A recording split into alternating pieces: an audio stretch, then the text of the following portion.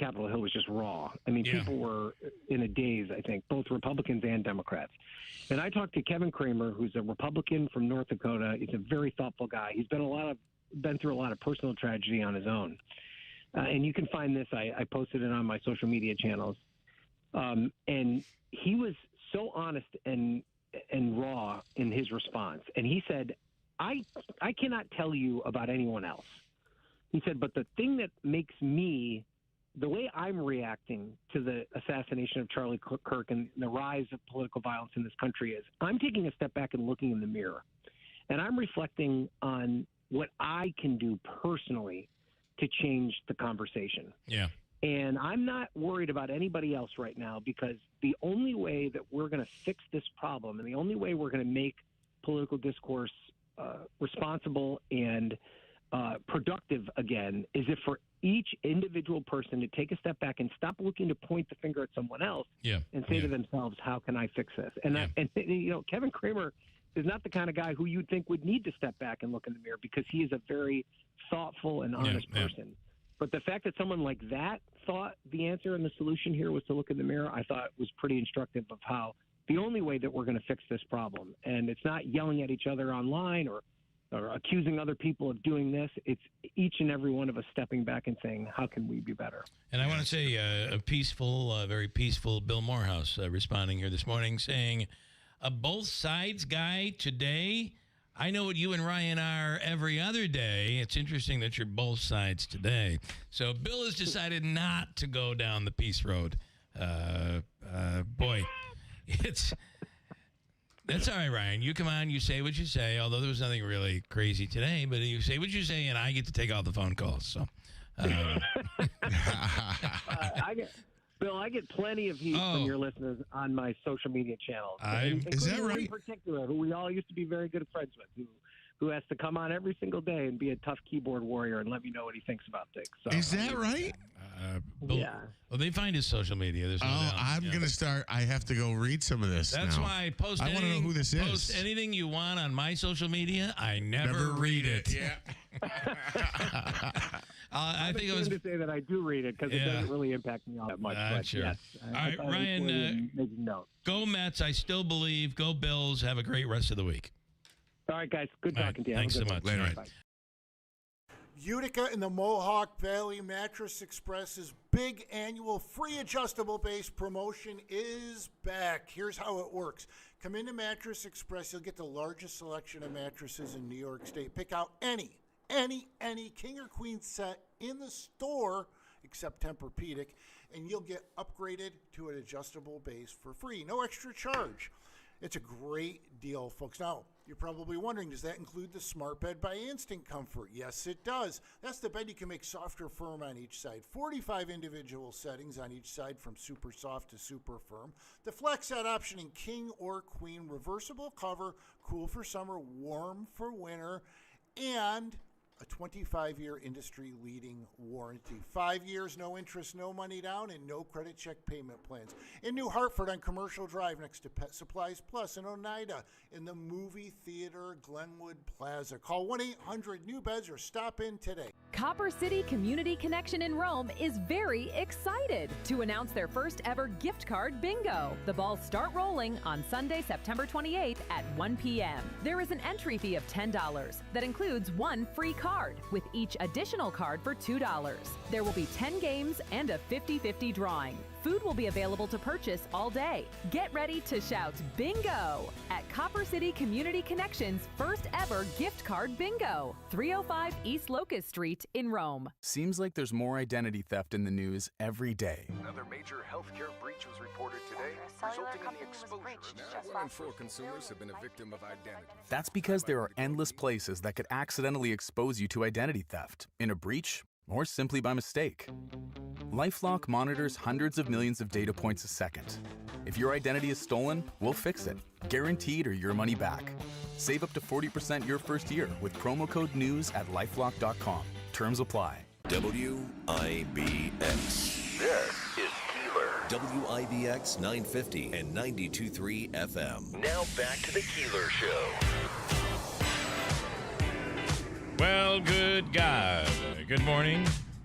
You know, there's never a morning anymore where you come in and it's like, well, there's nothing going on. So quiet. Nothing happening in the world.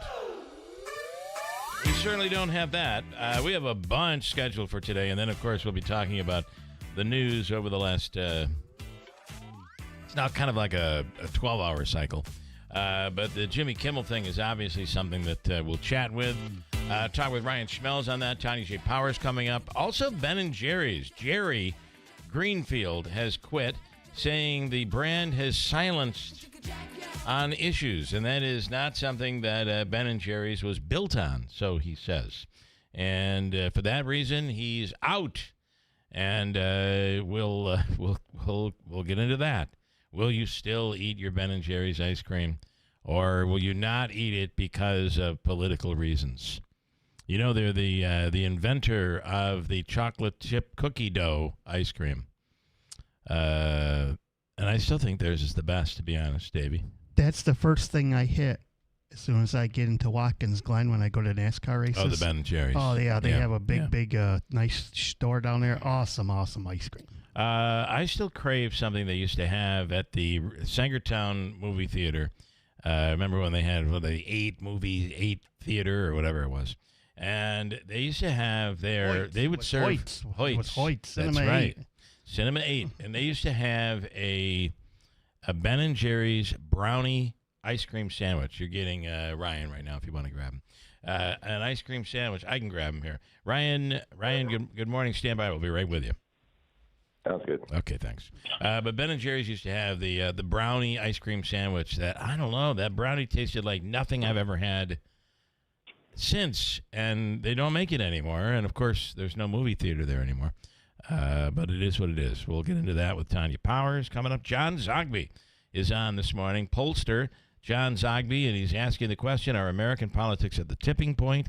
Caitlin, listen, we're loaded today. I have a huge special guest coming in the 7 o'clock hour. The county executive is on this morning. Melissa Schwartz is the attorney for Caitlin Conley, and Sheriff Mashel, and John Decker from Gray TV, chief White House correspondent, and all of that. So we're loaded, but nothing any larger than our man, Ryan Schmemells from Fox News Radio. Good morning, Ryan. Hey, good morning.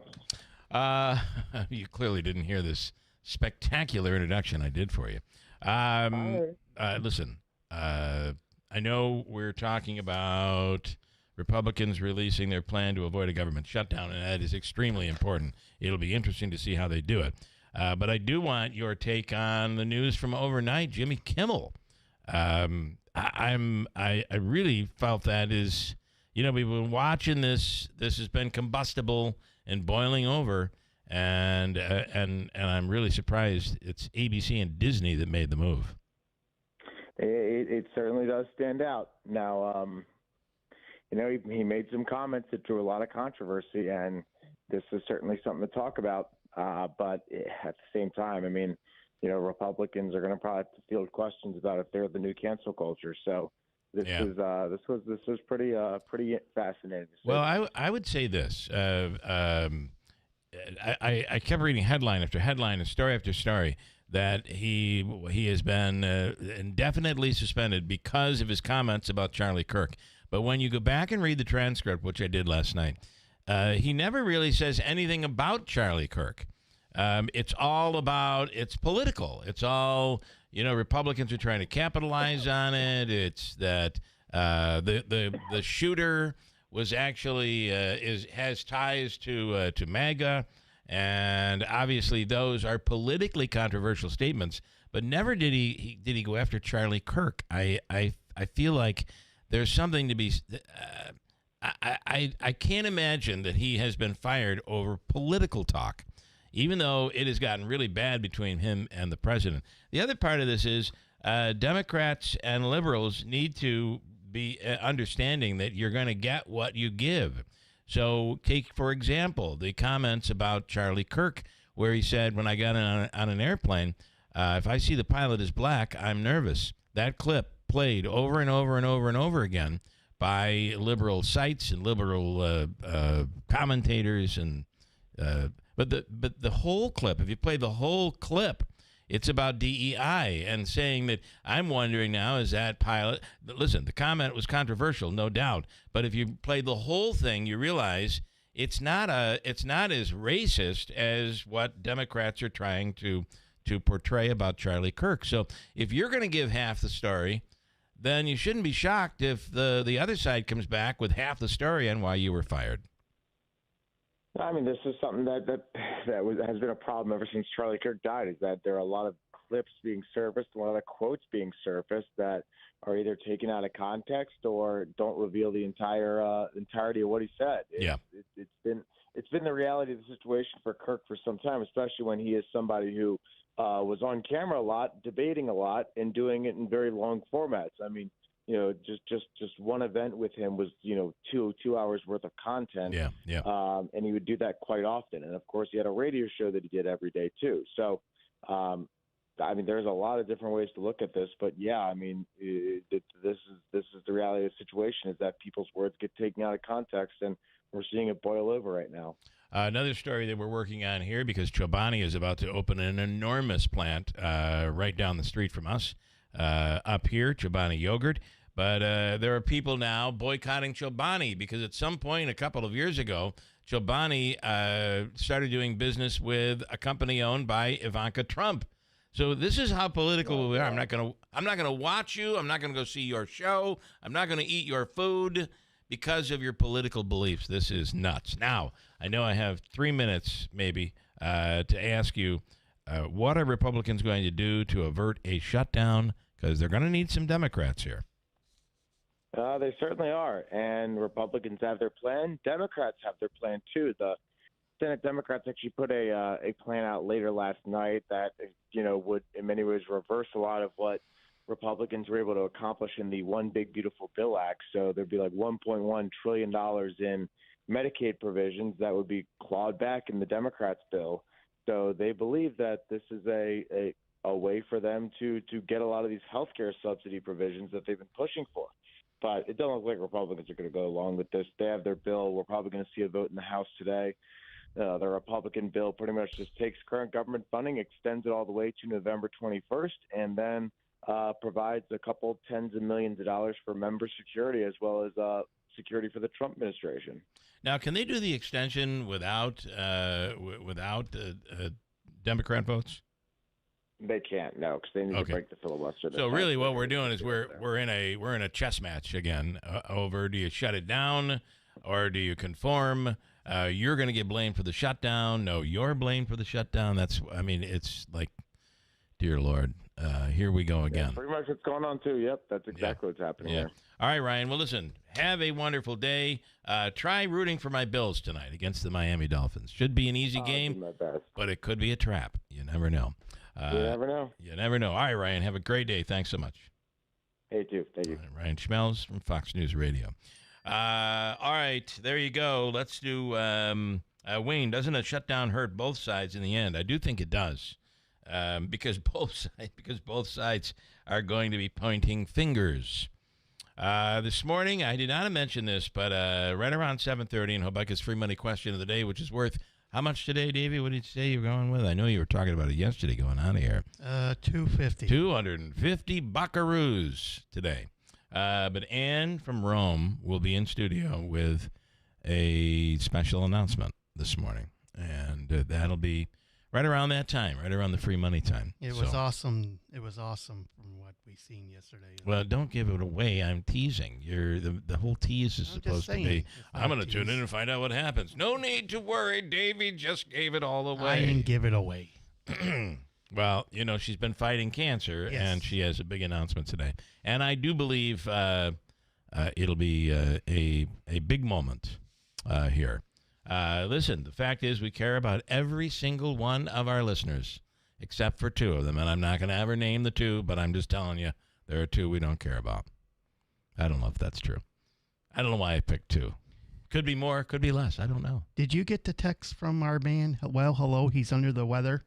We want to wish him Stefan has been sick. Get well soon. All right, quick break, and let's do news. And then we'll speak with Tanya Powers in a second. I got a bunch more to get to, and we'll talk a little more about that Chobani thing and really what it's all about. And I just think I keep saying we got to take a step back. We're going nuts. It is out of control. The world is out of control, it seems. Luckily, there's a place for steadfast. It's just, there's full consistency around here at Town Square Media. No changes whatsoever. Full, what are you looking at me for? Quick break at WIBX. Here's the latest from the WIBX newsroom. I'm Doug Callan. It was a spectacular sight as 7 huge wind turbines in Madison County were blown up. These were the first in New York State some 25 years ago. The 200-foot turbines took about 30 seconds to completely fall yesterday. The turbines were outdated technology and no longer performed efficiently. There are no plans to rebuild. In New York Mills, a local vigil to memorialize Charlie Kirk was held at the Christ the King Church in New York Mills. Members of the Mills community and beyond reflected on the life of the political activist Charlie Kirk, who was assassinated last week. Individuals at Mohawk Marcy Correctional Facility, residents' mental health unit, have filed a lawsuit against the state claiming they've been denied services. According to a story in the Daily Sentinel, 9 inmates filed the lawsuit September 8th in U.S. District Court in the Northern District, alleging cruel and unusual punishment. Have you seen the pictures and videos of the water levels at Delta Lake and Hinckley Reservoir? There's no boating allowed as levels have reached the lowest ever since the water was officially monitored in many spots. You can see the actual bottom of the basin. Dry and abnormally warm conditions have prevailed here in September. We're not expecting any significant precipitation anytime in the near future. Mohawk Valley Gives is now in its next to last day. It's an opportunity to give to hundreds of local charities, all tax deductible. You can give to one charity or spread it around and give to several. Simply go to givemv.org and search for your favorite charity. An example, search Real Men Get Tested for Cancer, a charity that grabs our attention. That's givemv.org. And that is the latest. I'm Doug Callan for WIBX 950 and 92.3 FM. The mild weather continues today, but cooler weather is on the way, especially as we look ahead toward tomorrow afternoon. The overnight lows also probably rivaling some of the coolest we've seen so far this late summer. Beautiful start to our day. Sun this afternoon and 80 tonight in the upper 50s. North Country cooler. Clouds and a little bit of fog around early tomorrow. Then sunshine as the cooler air comes in. Highs only in the low 70s. We're near 40 tomorrow night. Many of us in the 30s. Saturday sunny, 71. From the Weather Channel, I'm meteorologist Ray Stidgick, WIBX 950 AM and 92.3 FM. Currently, mostly clear skies. We have a beauty on the way today. To cool off a little bit, and then by Sunday we warm right back up. Crazy. 48 and mostly clear right now. But some cooler temperatures are coming for the next probably 48 hours that we'll be certainly dealing with. But again, we're at 48 currently. Coming up, we'll speak with Tanya Powers. I just wanted to mention and thank Doug Callan for plugging Mohawk Valley Gives and Real Men Get Tested. That's an organization that is an enormous organization. Davey, there are many, many board members, people throughout. Wrong. It's me and Tim Reed. And the whole thing is this, reminding and urging men to not procrastinate, but to get out there and get tested. We're looking to do a really big campaign for the holidays and a big campaign for the spring. And the only way it can be done is with money.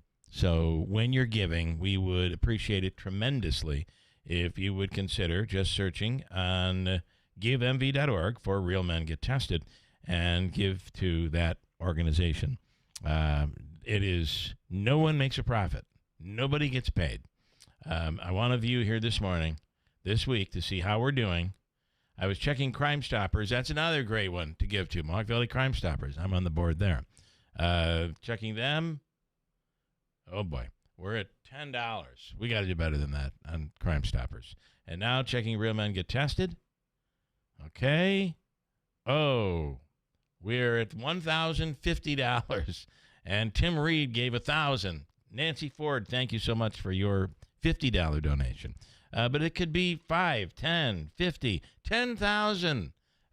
Just go to givemv.org and really please consider Real Men Get Tested.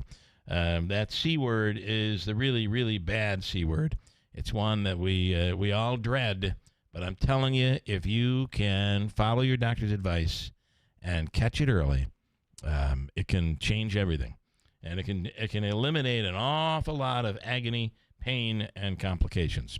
Let me break, and we'll come right back. A whole bunch to get to this morning on WIBX. When you're hiring, have you ever felt like you're missing out on meeting truly great candidates for your roles? It seems impossible to find them, but they have to be out there somewhere, right? Well, they're not hard to find when you know where to go, and that place is ZipRecruiter.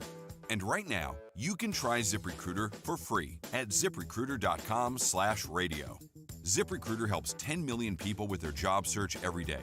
And because these people are actively looking for jobs just like yours, it's easy to find the right person right away. In fact, 4 out of 5 employers who post on ZipRecruiter get a quality candidate within the first day. But if you're not using ZipRecruiter, you're missing out. So see what it's like when the impossible is easy. When you go to ZipRecruiter.com/radio right now to try ZipRecruiter for free. Once again, that's ZipRecruiter.com/radio. ZipRecruiter.com/radio. Never miss out on great candidates with ZipRecruiter. Beautiful woodwork adds warmth and charm to any kitchen. But years of use can leave your cabinets worn and faded. When you call Enhance, we'll make your cabinets as good as new again in as little as 1 day for a lot less than you'd pay for traditional refinishing or replacements. Whether you want to renew your cabinet's original finish or completely change their color, just tell us the look you want and we'll help you get it. Or bring your hardwood floors back to life. With most Enhance renewals, you can use your floors again the same day. Plus, there's no mess, no dust, and no odors. Call Enhance today for a free in-home consultation. We'll explain the process, we'll show you how your cabinets or floors will look when we're done, and we promise you'll be really pleased with the price. And when you trust Enhance, you'll get the skilled workmanship and attention to detail we bring to every job. There's no obligation. Call us now at 738-1113. 738-1113.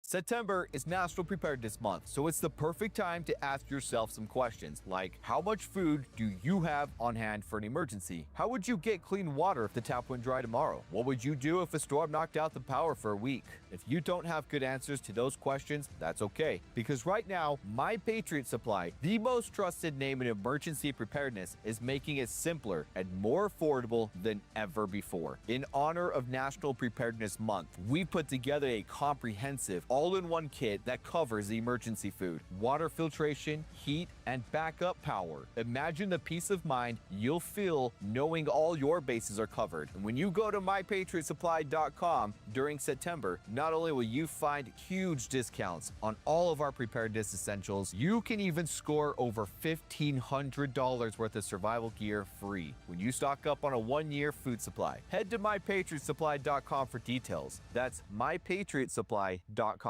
Hey, I want to tell you about things to do as we enter the fall. Next week is the first day of fall, by the way. In Herkimer County, you can explore the Herkimer Diamond Mines, open till the end of October. Savor the taste of Herkimer cheese. Take a boat down the canal at the historic Erie Canal, on the historic Erie Canal, leaving from Waterfront Grill in Herkimer and jumps along the Mohawk. How about they just had, I think, the Garlic Festival? And is it the Cheese Festival in Little Falls that's coming up in a couple of weeks? That's a huge event. But there is so much that is happening in Herkimer County. And all you have to do is go to herkimercountyny.gov/events. If you have an event, you can submit it. Or, think about this, you can look at all the different things that are going on. And believe me, they have everything. You want to know about a game of pitch being played somewhere in Old Forge? It's there. Everything is there, and there is really a ton to do. Go to herkimercountyny.gov/events. Where history, commerce, and beauty collide, it's happening in Herkimer County. And people of all ages experience levels of discomfort in the knees, the hips, the back. All could be coming from your feet. Steve Spurbeck, a dedicated member of this community, even though he's not even living here full time, told us that he was having trouble walking. It was just difficult. The pain. And he said it was all about the way he was walking and his arch, the issues of his arch. So he did the no obligation, personalized fitting test walk, just walked into the Good Feet store, and it changed everything. It's a 3-step system. He said it is a complete game changer and miraculous. That's a pretty big endorsement. But that's his endorsement of the Good Feet store. Having that pain, thinking it may be in your feet and coming from your feet, call, if you'd like, 315-999-3910, but you can just walk in. The Good Feet store, 4630 Commercial Drive in New Hartford. Celebrating 100 years. This is Keeler. WIBX 950 and 92.3 FM. Now back to the Keeler Show. Donna, the answer to your question. Donna is asking a question this morning that I'm not going to read because I don't want to get everybody going. But the answer to your question is we don't. That's to your first question. We don't. Coming up this morning, we'll speak with Tanya Powers in a second. The Ben & Jerry's co-founder, Jerry Greenfield, quitting, saying the brand has silenced on issues. They are no longer what it used to be, what it was there for, why they actually started Ben & Jerry's. He says he's done. Of course, you have the Jimmy Kimmel story. I just got to say that it to me is, I really think the Jimmy Kimmel versus Donald Trump thing was getting really bad. So Kimmel would say something late at night. I don't watch the show, but you see clips that are fed. I think a lot of that late night stuff is clips being played back on Instagram and everything else. Nonetheless, it was getting pretty bad. Trump would say something on Tuesday, and then Kimmel would come back and respond with something even more aggressive on Wednesday, and then Thursday Trump would come back with something. It was getting it's not certainly what that show was intended to be. It became very personal. But that's not why they fired him. They fired him because of what he said about Charlie Kirk on Monday night. But when you go back and you read, he really didn't say anything about Charlie Kirk. His comments were political. And I'm a big free speech person, and for obvious reasons. And I just think we should all be careful, because when something is done to one person and their, let's say, speech is limited, their rights are limited, what have you, it opens the door for it to be done to you, either now or down the road when another administration is in control. I caution everybody, you can hate him. There are a lot of things when it comes to free speech that I just loathe, and yet you got to support their right to be able to say what they say. That's my belief. It is Thomas Jefferson's belief. It was John Adams' belief. I just maybe we've just gotten to a point where we've reached a tipping point, which is why we'll talk to John Zagby about this coming up in a second. And also we'll get into the Caitlin Conley issue and Judge Clark. Melissa Schwartz is Caitlin Conley's attorney. We'll speak with her coming up next hour as well. Did you see, so as the president on Air Force One was flying farther from over Long Island repeatedly, Beard had warned, we're watching, and I wonder if anybody else saw this. Not last night, but the night before, Davey. And this would have flown right over you. Not last night, but the night before. There was a huge jet, and it was a military jet that flew over like at around 8:30, 8:45 at night, flew over our house. I think they were doing tests over at Griffiths, touch and go. Something was going on, because there are apps now where you can actually follow these planes, and it was a military plane. So it went from Griffiths, and it kept circling. You had to hear it if you were in Rome, because it kept circling Griffiths round and round and round and round. Then it flew over into over by Clinton, then came back over Utica, then went down past Route 20 and went south down near below Oneonta. It then headed towards New York City, Long Island, and then out to the Atlantic. And this thing had been flying, when we saw it on Flight Tracker, it had been flying for over almost 4 hours.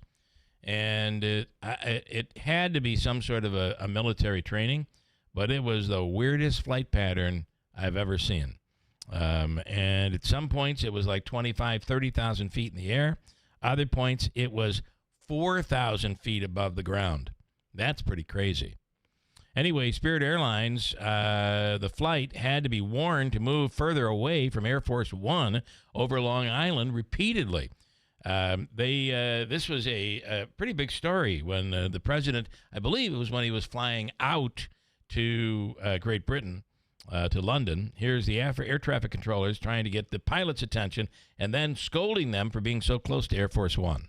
New York, Air Force 1300, climbing 320. Air Force One, New York Center, roger. Spirit 1300, descend to flight level 330.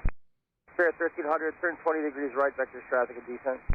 Pay attention, Spirit 1300, turn 20 degrees right. Spirit 1300, Boston Center 134.0. I got to talk to you twice every time. Spirit 1300, Boston 134.0. Pay attention, get off the iPad. Wow.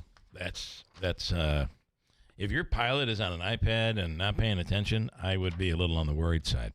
Let's see. A quick comment here. I just did want to squeeze in because it just came in.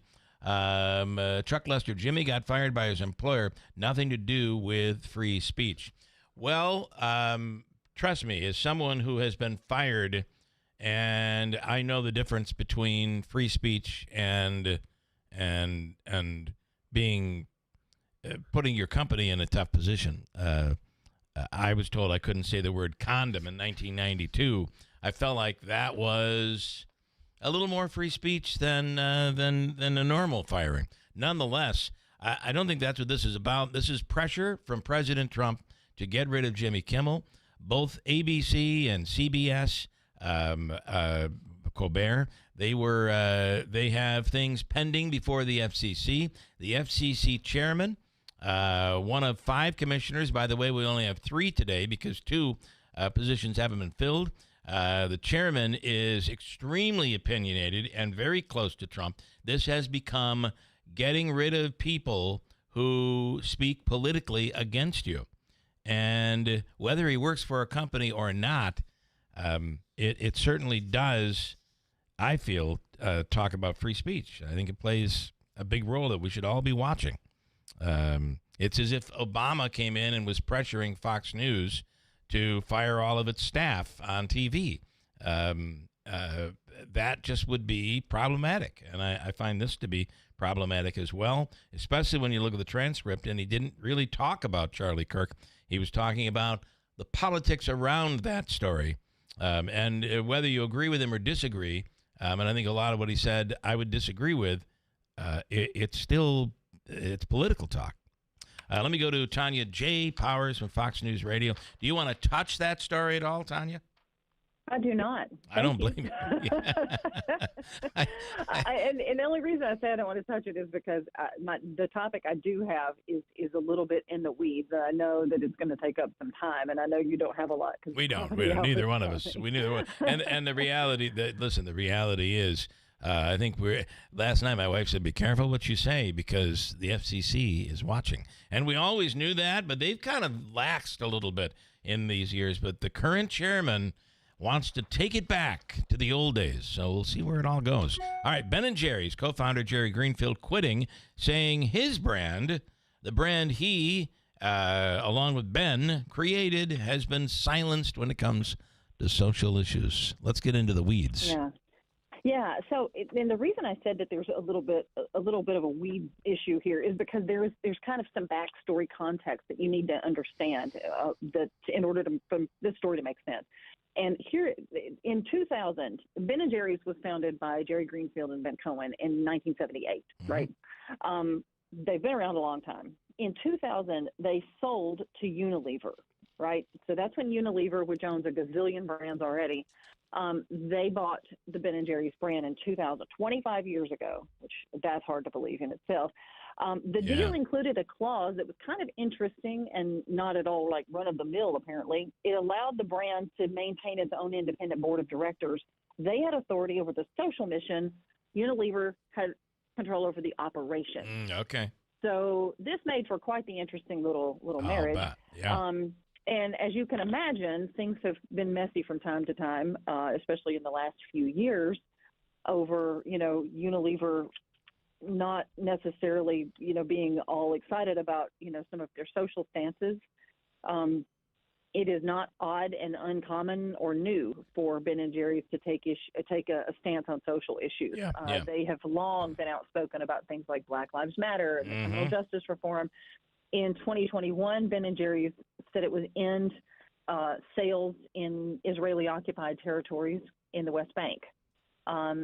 In May, Ben Cohen was arrested. He interrupted a Senate committee hearing that was he was protesting Congress's funding for Israel's military against Hamas in Gaza. This is one of the recent things that they've really been outspoken about. So that's kind of where all of this has ended up, with Jerry Greenfield saying, "Look, Unilever's trying to silence us."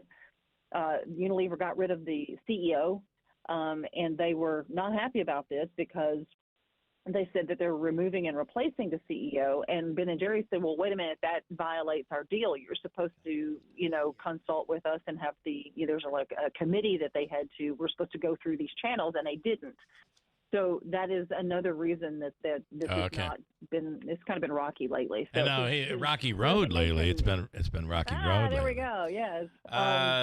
So he's walking. As a shock. So he's walking away, and I wonder if today. I mean, think about it. Chobani Yogurt, which an enormous plant is about to be built up here. Chobani Yogurt starts to buy its less than perfect strawberries from a company that's owned by Ivanka Trump. And now it's gotten out, and everybody you have this huge movement of people saying, I'm not going to eat Chobani anymore. In this current climate, I wonder if the company that owns Ben & Jerry's now is just simply saying, we're losing business because of our political views. See, that's interesting because I don't know. That's the one piece of this I don't have is I don't know what their, their sales look like. I don't know if if they're pointing to that as a reason. I haven't seen anything from Unilever saying our sales were tanking because of the social issues. And I think people who know the Ben & Jerry's brand and who buy it and for that reason are happy with that. Yeah. They're fine with the social stance on things, and other people just like the ice cream. So, I don't know. I don't know what the sales issue looks like. I don't know if that's that's part. I do know that they're trying to spin off the ice cream unit. Okay. And they're trying to get investors for that right now. That also probably has a lot to do with it. Yeah. All right. Based on America's Waistline, I think their sales are really just soaring, to be honest. Could be. It could be. Tanya, have a wonderful day, and we appreciate the ice cream update. Absolutely. Thank you. Thanks so much. Tanya Powers from Fox News. Coming up next hour, we have a loaded hour, and really the rest of the morning is loaded. County Executive Anthony Picenti will speak with John Zagby. Melissa Schwartz is Caitlin Conley's attorney. We'll talk about that and the Judge Clark issue. Hobica's free money question of the day is worth $250. Plus more coming up. From the Stanley Theater Studio, WIBX Utica, Rome, W295EI, WIBX 950 and 92.3 FM, celebrating 100 years. From pomp to policy. I'm Dave Anthony, Fox News. President Trump has left Windsor Castle, where he got royal treatment at a state dinner with King Charles. Together, we've done more good for humanity than any two countries in all of history. The president is now meeting with Britain's prime minister, Keir Starmer, who is likely hoping that after yesterday's pomp and circumstance and pageantry, President Trump will be in the mood to accommodate more requests on both trade and security issues. Fox's Jackie Heinrich in London. Also last night, President Trump posted on Truth Social that he will designate Antifa a major terrorist organization, calling it a sick, dangerous, radical left disaster. In another post, the president congratulated ABC for having the courage, he wrote, to take Jimmy Kimmel's show off the air. It was suspended indefinitely over Kimmel's comments about the Charlie Kirk assassination. We hit some new lows over the weekend with the MAGA gang desperately trying to characterize this kid who murdered Charlie Kirk as anything other than one of them and doing everything they can to score political points from. Well, the Utah County prosecutors made public the suspect's text messages suggesting a leftist ideology and a hatred of Charlie Kirk. Some are coming to Kimmel's defense. SAG-AFTRA issued this statement in support, defending the artists who, quote, have their right to express their diverse points of view. But Sinclair Broadcast Group and Nexstar Media Group, who both own and operate local ABC affiliates, condemn Kimmel's remarks as inappropriate. Fox's Chanley Painter, we're learning more about Tyler Robinson, the suspected Kirk gunman, and his arrest. Some information was provided about Tyler potentially having some suicidal ideations, was en route to a remote area of Washington County. The parents convinced him not to do that. Sheriff Nate Brooksby says Robinson was quiet when he turned himself in. 3 police officers are being mourned in York County, Pennsylvania, killed while serving a warrant. 2 other officers are in critical but stable condition. The gunman was shot dead in return fire. America's listening to Fox News.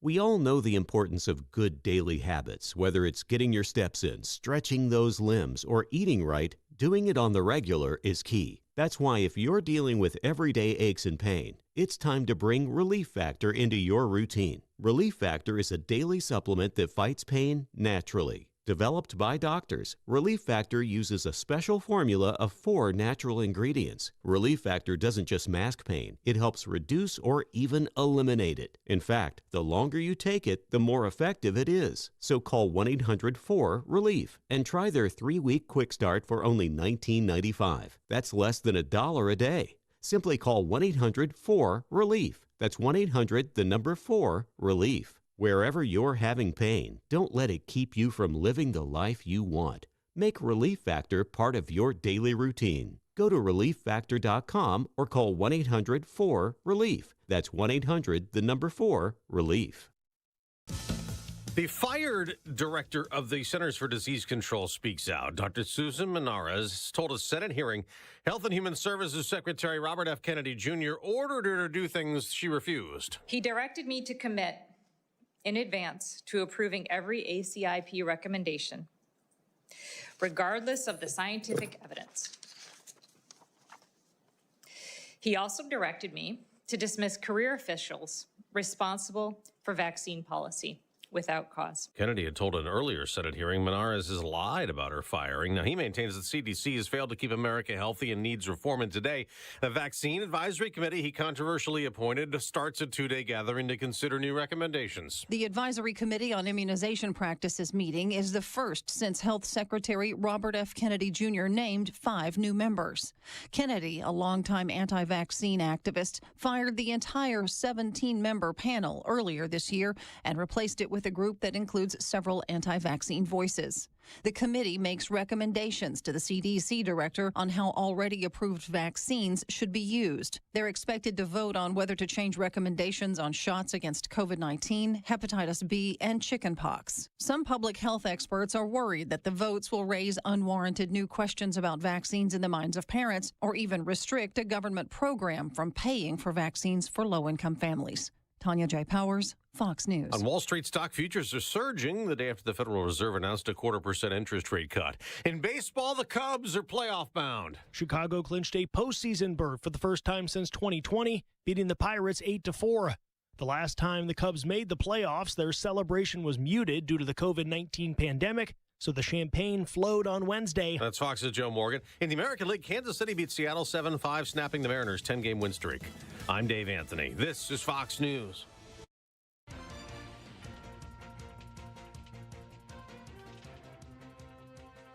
Here's the latest from the WIBX newsroom. I'm Doug Callan.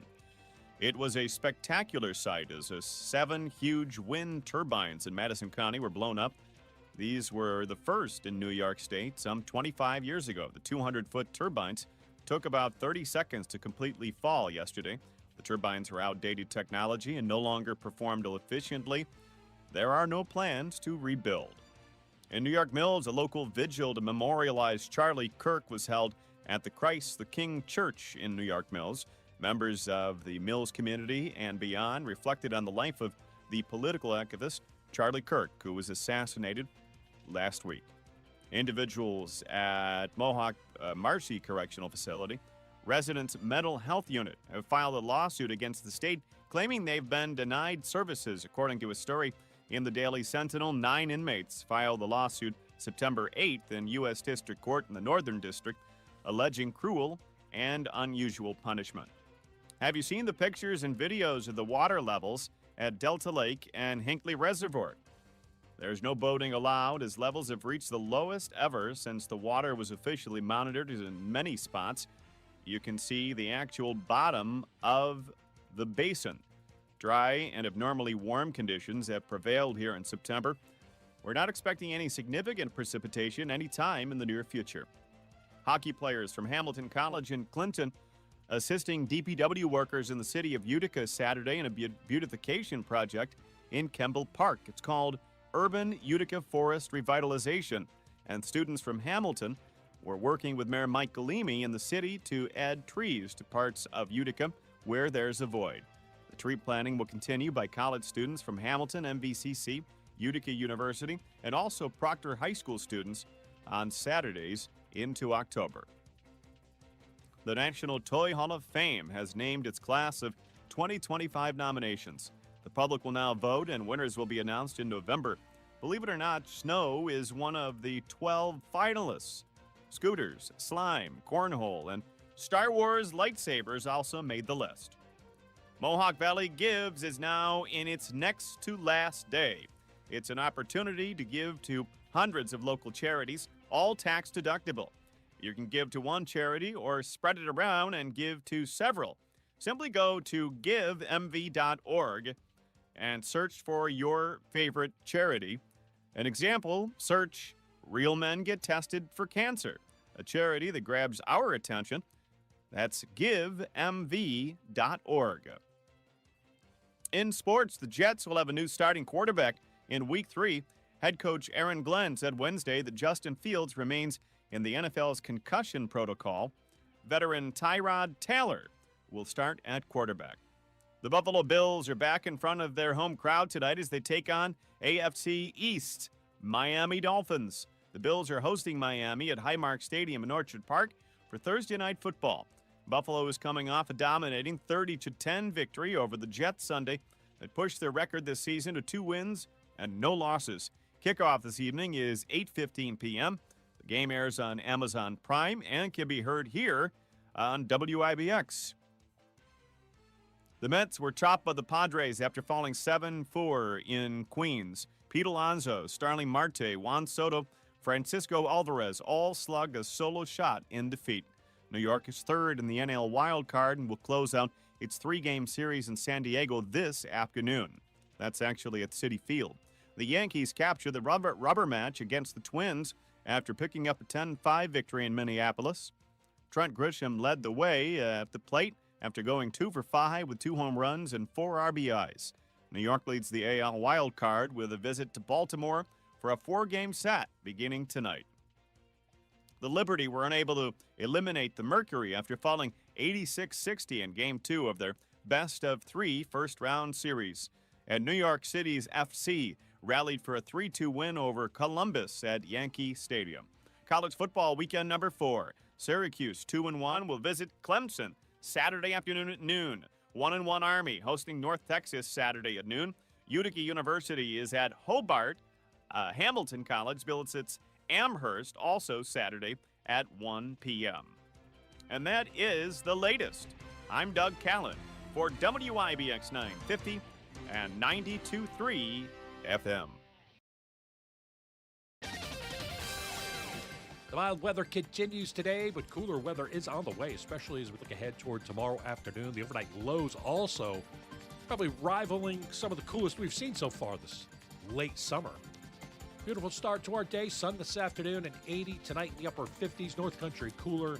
Clouds and a little bit of fog around early tomorrow. Then sunshine as the cooler air comes in. Highs only in the low 70s. We're near 40 tomorrow night. Many of us in the 30s. Saturday sunny, 71. From the Weather Channel, I'm meteorologist Ray Stidgick, WIBX 950 AM and 92.3 FM. Busy hour.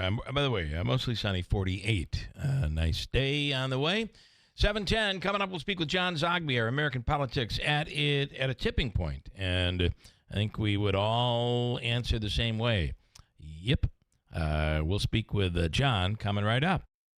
You know what they say about judging a book by its cover? Everyone with an addiction has a story to tell. Don't know? Don't judge. Addiction is a treatable medical condition. What helps people seek treatment is support. What does not help is shame and stigma. We can all make a difference. Learn how at oasis.ny.gov. The New York State Office of Addiction Services and Supports. Every step of the way. In life, we're often faced with difficult decisions. When it comes to caring for our loved one, the choice can be overwhelming. But amidst the uncertainties, there's one decision that stands out as an act of profound love and gratitude: choosing hospice care. Hospice care isn't just about medical support. It's about honoring the journey of those who've given their all to their families. It's about providing comfort, dignity, and peace in their final days, surrounded by loved ones. Choosing hospice is a way to give back to someone who has selflessly given their life to others. At Hospice and Palliative Care, we understand the weight of this choice. Our compassionate team is here to guide you through every step of the journey, providing personalized care that respects the individuality and dignity of your loved one. When it's time to say goodbye, choose hospice care. Choose love. Choose Hospice and Palliative Care, serving Oneida, Herkimer, and Eastern Madison counties. Visit our website, hospicecareinc.org, or call 315-735-6484. When you need us most. Don't overpay for your next mattress. Take advantage of Mattress Express's guaranteed lowest price program. Bring in any locally advertised price on a mattress we carry, and we will beat the price. Go to mattressexpressny.com. Beautiful woodwork adds warmth and charm to any kitchen. But years of use can leave your cabinets worn and faded. When you call Enhance, we'll make your cabinets as good as new again in as little as 1 day, for a lot less than you'd pay for traditional refinishing or replacements. Whether you want to renew your cabinet's original finish or completely change their color, just tell us the look you want and we'll help you get it. Or bring your hardwood floors back to life. With most Enhance renewals, you can use your floors again the same day. Plus, there's no mess, no dust, and no odors. Call Enhance today for a free in-home consultation. We'll explain the process, we'll show you how your cabinets or floors will look when we're done, and we promise you'll be really pleased with the price. And when you trust Enhance, you'll get the skilled workmanship and attention to detail we bring to every job. There's no obligation. Call us now at 738-1113. 738-1113. Hey folks, Jason Horowitz here from Westwood One. Ross Tucker and I are in Buffalo to kick off week 3 of the season with an AFC East matchup between the Bills and Dolphins. Tua Tagovailoa and Miami looking for their first win of the year, while Josh Allen and the 2-0 Bills already have a division win in the bank. Can the Dolphins pull off the road upset? Join us to find out on Thursday Night Football. The NFL plays here all season long on WIBX 950 and 92.3 FM. Hey, I got to say, River Hills Properties has touted for the last 15, 18 years. It's been that long, believe it or not, that it's all about services. When you've decided to sell your home, that's a big deal. And your listing agent steps it up, learning everything there is to know about the home, all of the values, all of the little things that become important to you and would be important to a potential buyer. They figure out where the light switches are, and every time your house is shown, your listing agent is there. They are working for you, and that is a big, big deal. When we were selling our home, we wanted somebody to simply be there when the house was shown. Nope, we could not find anyone. It was going to be, for the most part, lockbox, and somebody would come in when we weren't home, or maybe we were home. Nonetheless, River Hills, their agent's there every time the house is shown. It's the River Hills way, all about service. They have offices in Barneville, Little Falls, Utica, to the north, and Copenhagen, Newport, home of Mayor Mark Bodler, coming soon to Rome, and the amazing Gulf Coast of Florida, where they have a full staff and a full team ready to help you with the same River Hills concept. Nobody sells homes like River Hills. 315-896-1009. WIBX. This is Keeler. WIBX WIBX 950 and 92.3 FM. Now back to the Keeler Show. Coming up, County Executive Anthony Piceni will be in. We'll get an update on Chobani and more. A lot to talk about today. And have a special guest coming in as well. Also, before we do all of that, Melissa Schwartz is the Caitlin Conley attorney. And is she going to need one? Is she going to be re-indicted for a third trial, potentially? We'll speak with Melissa Schwartz. It's kind of a tongue twister for me, anyway. We'll get that coming up in a second. John Zagby is with Zagby Strategies, and on their podcast the other day asking the question, which I think is a fair question, have American politics reached a tipping point? And John is on the line right now. Good morning. Good morning, Bill. Hi. Well, I got to say, every time we talk, if we were a graph, and life is good, life is scary, we keep going towards the scary part each and every time we talk, because I think it's pretty scary right now. It is, on a number of fronts. Economic insecurity, food insecurity, on one hand, the global situation and America's role in, an increasingly troubled world with, some significant flashpoints that could lead us into a major war situation.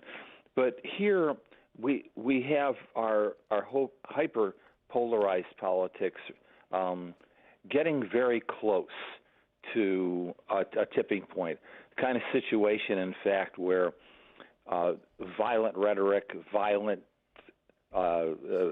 actual acts of violence are now becoming more and more representative of our political discourse in a period we haven't seen or read about since right before the Civil War. Yeah. You've been around for a little longer than me.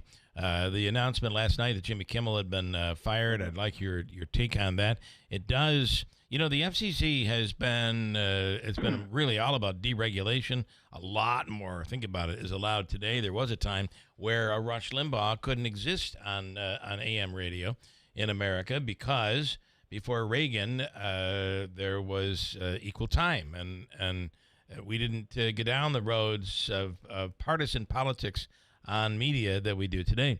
But when you listen to what Jimmy Kimmel said, they're saying that he was fired because of comments made about Charlie Kirk. But when you listen to the comments or you read the transcript, it really was all political. Nothing really. It was about the killing of Kirk, but it was about his killer. It was about Trump's reaction to it. It was about Republicans' reaction to it and what he was really affiliated with. And there's plenty out there that tries to put Kirk in that area where, he was not liberal. He was actually tied to MAGA Republicans. I don't think we've seen any real evidence on that, but that's what he talked about. So really what he was fired for was political. Absolutely. Absolutely political, insensitive, but mainly political. And look, we're on a slippery slope anyway about denial of freedom of speech. But, he really didn't have to oil his skis and further his predicament along. He said something that was irresponsible because there was no evidence. Right. And, I've had some time to really think about this. So on one hand, certainly in a broader atmosphere, our right to freedom of speech is certainly being is in danger, and we're being tested, and that warrants a certain amount of caution. And Jimmy Kimmel wasn't cautious. On the other hand, Jimmy Kimmel has the right of free speech, but he doesn't have he's not entitled to his own late night talk show. That's a corporate decision. Yeah, he can go out on the corner and yell whatever he wants to yell, but he's on ABC's airwaves, and it's their decision. Yeah. And if Nexstar that owns a whole bunch of TV stations says we're not going to run it, then ABC, has its freedom to say this show's a dog. Yeah. And people are going to boycott it. So that is one of the slippery slopes here. Yeah. Yeah. No, I was only going to say, but it's in the context of the President of the United States suing CBS, now suing the New York Times, suing major law firms that represented folks that challenged him, in a number of criminal and civil cases. This is the dangerous part. Well, the lawsuit against New York Times is basically that they wrote stories to make him look like he wasn't a good businessman. I mean, Right. I can't even believe we're having that conversation, which is really what the attorneys for the New York Times are saying. There's Right. nothing. And what it does is it takes time, clogs up courts, and it's a delay tactic, on the part of the President of the United States. And it doesn't move us forward. Even should he win a case or two, that does not make us better people or a better nation. The other part I find very interesting in this strategy that's being used by the president, and that is, and using the new chairman of the FCC, who's really a throwback. His comments. He made comments yesterday, basically saying he hates Kimmel. It feels like Kimmel's talentless. I thought I was listening to Trump talking. I thought that was a real tell-all right there. But I do wonder. I wish ABC would have come out and said, we warned you. This is not what we want on the Jimmy Kimmel show. We want it to be, you can have political jokes, but it just should not be personal between you and Trump every night. And that's what it had become. And we told you, you ignored us, you're now fired. I'm okay with that. But I fear it has a lot to do, too, with the fact that there are pending cases in front of the FCC right now that are very important to ABC and Disney. But you see, that move that you just suggested for ABC was preempted when Nexstar said, we're going to run reruns of Family Feud. There were two companies. It was Nexstar, which is the largest in the country, which is medium to small markets. In fact, Nexstar owns Fox 33 here in Utica and WUTR. And UTR would not have had Kimmel on last night because Nexstar was pulling it. Exactly. So in that sense, ABC's hand was forced. Yeah. In essence, there was no more Jimmy Kimmel show except to a relatively small number of markets. And for a company, remember the media, we refer to media conglomerates, don't we? Yeah. What's an ABC to do? I guess you're right. And it's not the first time this has happened. Some of these programs early on, there were markets years ago that refused to air certain programs because there were African Americans on the show. Or there's history over our media history. There's plenty of times where this has been done, but that's the way, right? That's the way you eliminate a program, even if its ratings are good, even if it's making money, which it was. The problem is if all of a sudden half of the TV stations across the country decide not to run you, you're not going to be making money anymore. If what Jimmy Kimmel had said was heroic or mattered in some way, shape, or form, I certainly would have been very worried about it. But he said something stupid. Yeah. And he said something without evidence, and it was nothing more than a rant. And that's a risk you take. Yeah. And it didn't pay off. Listen, the evidence that has come out clearly seems to show, and this is coming from his parents, that he became radicalized, and he became radicalized when it comes to leftist politics, far left politics, so much so that he was willing to go out and kill somebody. Kimmel said that's not true, and ran with what he believed was true, and there's no evidence there. Absolutely right. But is this an example? You're saying, no, this is not. This is an example of corporate America saying enough is enough. This is not an American political issue. I hate to put words in your mouth. He skated towards making it a political issue, which is insensitive at this point. It's still too soon and too raw. Remember, this is a father, husband, and so on. Charlie Kirk, my view, those are repugnant views that he held.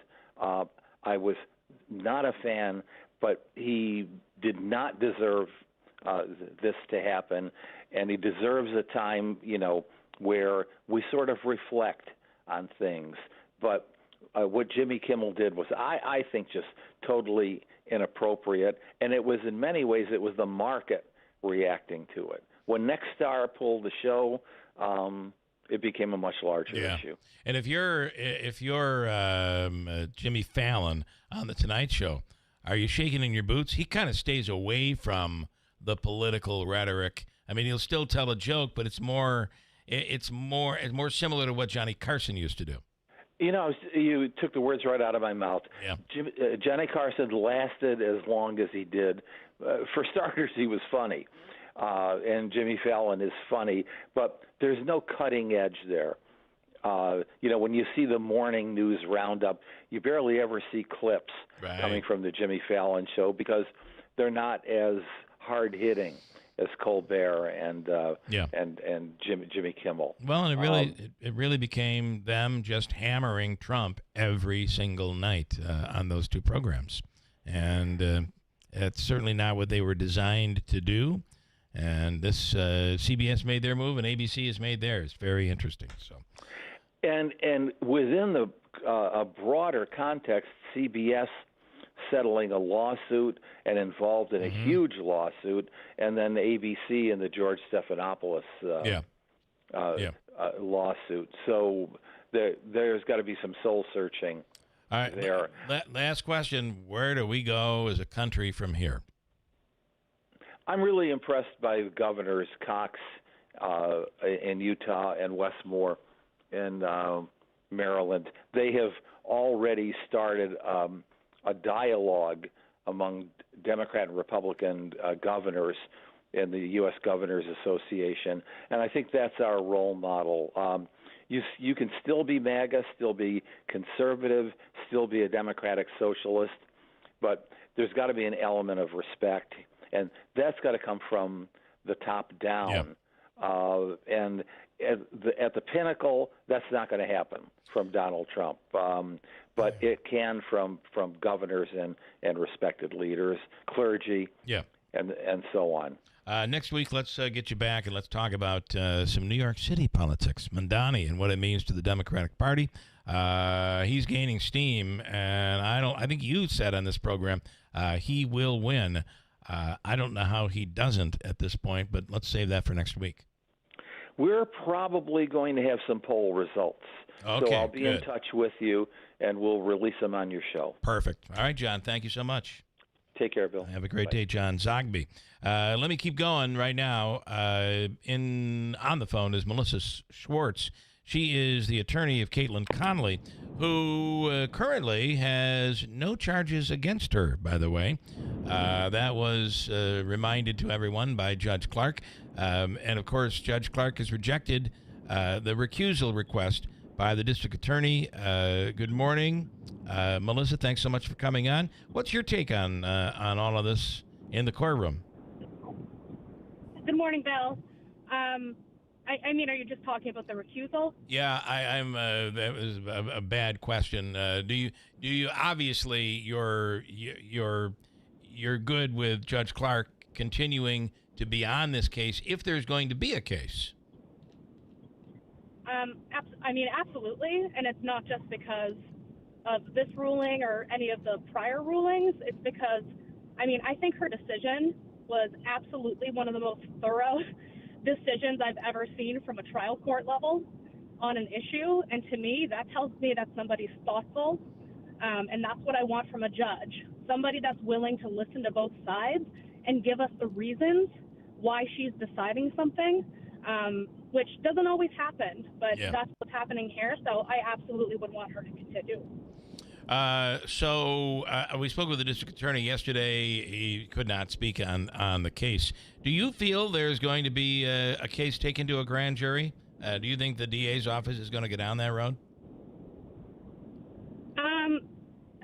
I don't know, and I don't want to say too much, right? I like to keep my cards close to the chest. Well, you should, yes. And I don't want to, and I don't want to give them any, good advice, basically. But I anything can happen. That's what I'll say, and I'm always ready for it. So I'm definitely not sitting in my office saying, "Oh, this case is done and over with." If I did that, I'd be a bad lawyer. Right. So I'm always ready for both sides. What they do with it and how they do with it, that's up to them. Yeah. Speaking with the attorney for Caitlin Connolly in potentially a third trial for the death of Mary Yoder, Melissa Schwartz. And Melissa, I would say, though, you have to be hearing this as well, even though you probably don't spend all your time in Utica.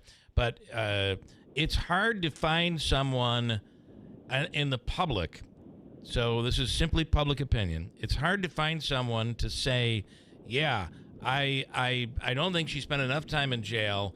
I think we need to put her on trial again for a third time. If there's any time in this case where the public opinion is we've had enough, and I don't have a specific poll, it's anecdotal, but I'd wonder what you're hearing and what your thoughts are on that. I think people are giving me the opinion they think I want to hear, which is, enough's enough. So I don't really think I'm the best source for information. Yeah, sure. And I'm also not in the Oneida area, right? I'm in Syracuse, and even though it's not that far away, the case really isn't that big where I practice. But yeah, a lot of people are saying to me, why isn't this just done and over with? Especially after the recusal motion was filed. I had a lot of practitioners come up to me and say, wow, that's a move to make, from the DA's office. A lot of people had opinions about that move, but in terms of, what people think, I don't think they're telling me, I think people tell you what they want you to hear. Yeah. That's what they think they want you to hear. Yeah. Where I am a little bit on the different, we're hearing from, believe me, people have no problem telling me what they feel. I will tell you. Sometimes it's in the text message form, which makes it even a little bit easier. Finally, I guess I would ask you, because there are no charges against her right now. I know that the DA is weighing his options, and that office is weighing their options. So there could be a case taken back to a grand jury. Legally, is there a deadline, or can they file charges against her at any time? There's a 5-year statute of limitations. Okay, this could go on for a long time.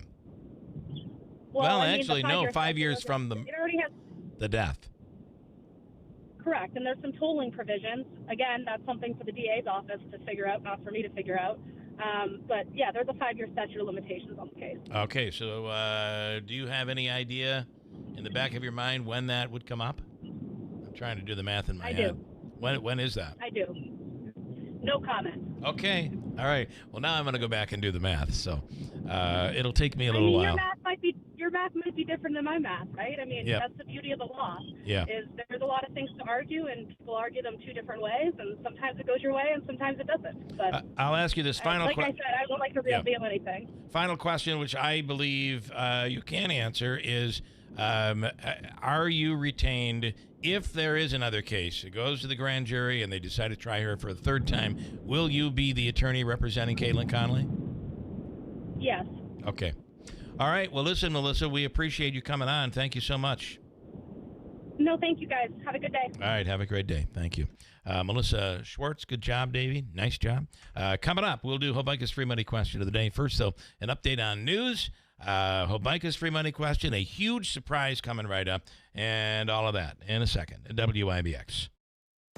BME Company Business Machines and Equipment has been delivering office solutions for businesses in upstate New York for over 30 years. Their success comes from finding the right document management strategies and software solutions for streamlining workflows. Simply put, BME provides fast, reliable service at the best value to keep your business running smoothly. Through BME's strategic partnership with Schmemells Office Plus, they distribute supplies for just about every machine in your office at a great price. BME welcomes the opportunity to serve your business, selling, leasing, and service in Canon and Kyocera devices, as well as FP mailing solutions. An important part of BME's culture is supporting the communities they're fortunate to work in, and BME recognizes that support is one reason for their success. The future of business in BME's area is encouraging, and the company is grateful to be a part of that growth. Call BME Company at 315-574-8200 or visit BMEcompany.com. BME Company Office Solutions. Made simple. I'm Matt Morgan of Morgan & Morgan. Your car steering wheel could be a ticking time bomb. At least 24 people have died and many more injured because their airbags fired shrapnel at them upon inflating. Tens of millions of cars have been recalled. If you suffered cuts that required stitches, hearing or vision loss, or broken bones, please contact us today. You could be owed money for medical bills and other damages. Morgan & Morgan. Visit us at badairbags.com for an office near you. Prior results do not guarantee a similar outcome. Seems like there's more identity theft in the news every day. Another major healthcare breach was reported today, resulting in the exposure of 1 in 4 consumers have been a victim of identity. That's because there are endless places that could accidentally expose you to identity theft, in a breach, or simply by mistake. LifeLock monitors hundreds of millions of data points a second. If your identity is stolen, we'll fix it, guaranteed or your money back. Save up to 40% your first year with promo code NEWS at lifelock.com. Terms apply. Here's the latest from the WIBX newsroom. I'm Doug Callan. It was a spectacular sight as 7 huge wind turbines in Madison County were blown up. These were the first in New York State some 25 years ago. The 200-foot turbines took about 30 seconds to completely fall yesterday. The turbines were outdated technology and no longer performed efficiently. There are no plans to rebuild. In New York Mills, a local vigil to memorialize Charlie Kirk was held at the Christ the King Church in New York Mills. Members of the Mills community and beyond reflected on the life of the political activist Charlie Kirk, who was assassinated last week. Individuals at Mohawk Marcy Correctional Facility, residents' mental health unit, have filed a lawsuit against the state claiming they've been denied services. According to a story in the Daily Sentinel, 9 inmates filed the lawsuit September 8th in U.S. District Court in the Northern District, alleging cruel and unusual punishment. Have you seen the pictures and videos of the water levels at Delta Lake and Hinckley Reservoir? There's no boating allowed as levels have reached the lowest ever since the water was officially monitored in many spots. You can see the actual bottom of the basin. Dry and abnormally warm conditions have prevailed here in September. We're not expecting any significant precipitation anytime in the near future. Mohawk Valley Gives is now in its next to last day. It's an opportunity to give to hundreds of local charities, all tax deductible. You can give to one charity or spread it around and give to several. Simply go to givemv.org and search for your favorite charity. An example, search Real Men Get Tested for Cancer, a charity that grabs our attention. That's givemv.org. And that is the latest. I'm Doug Callan for WIBX 950 and 92.3 FM. The mild weather continues today, but cooler weather is on the way, especially as we look ahead toward tomorrow afternoon. The overnight lows also probably rivaling some of the coolest we've seen so far this late summer. Beautiful start to our day. Sun this afternoon and 80 tonight in the upper 50s. North Country cooler. Clouds and a little bit of fog around early tomorrow. Then sunshine as the cooler air comes in. Highs only in the low 70s. We're near 40 tomorrow night. Many of us in the 30s. Saturday sunny, 71. From the Weather Channel, I'm meteorologist Ray Stidgick, WIBX 950 AM at 92.3 FM. Well, partly cloudy skies right now. Some sun out there, but partly cloudy. And we are at 50 degrees. Davey, free money question is worth $250. Got a good one. What caller number? Caller 4. Fourth caller right now, 315-736-0186. It's your chance to win from the Hobica Law Firm, $250 and WIBX right now. Are you sick of being just a number or doing a mindless job? Become a craftsman in a trade. Become an IBEW electrician. The IBEW and the Electrician Training Alliance will give you all the tools necessary at their state-of-the-art training facility.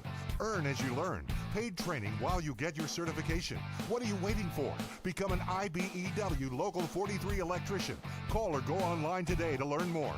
Find your career at IBEW and let the Electrician Training Alliance light up your future. Mattress Express's free adjustable base promotion is on. Come on, pick out any king or queen set in the store except Tempur-Pedic and get upgraded to an adjustable base at no extra charge. You heard me right. And we have no credit check payment plans. Here's a tale of Becky. Didn't know what to do with new meds prescribed and no real cost clue. She squinted at prices, that can't be right. Then tapped GoodRx and saw the light. She could get a deal, book telehealth if she feel.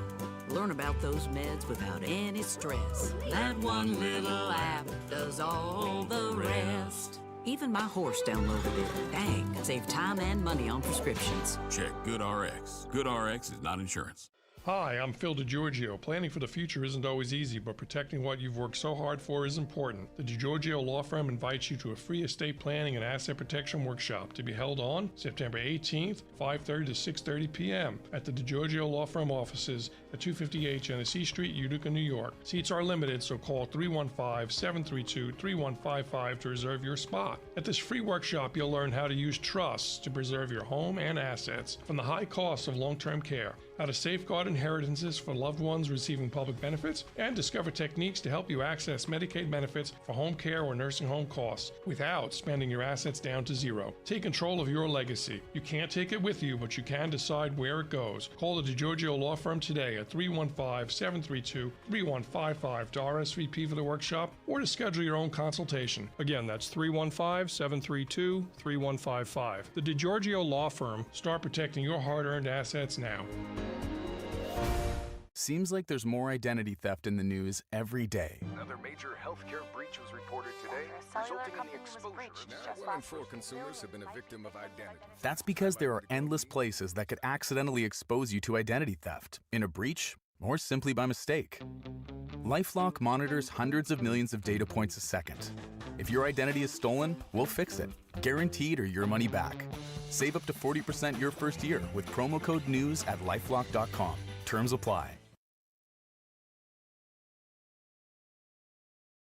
Celebrating 100 years. This is Keeler. WIBX 950 and 92.3 FM. Now back to the Keeler Show. Portions of the program brought to you by Brand Construction.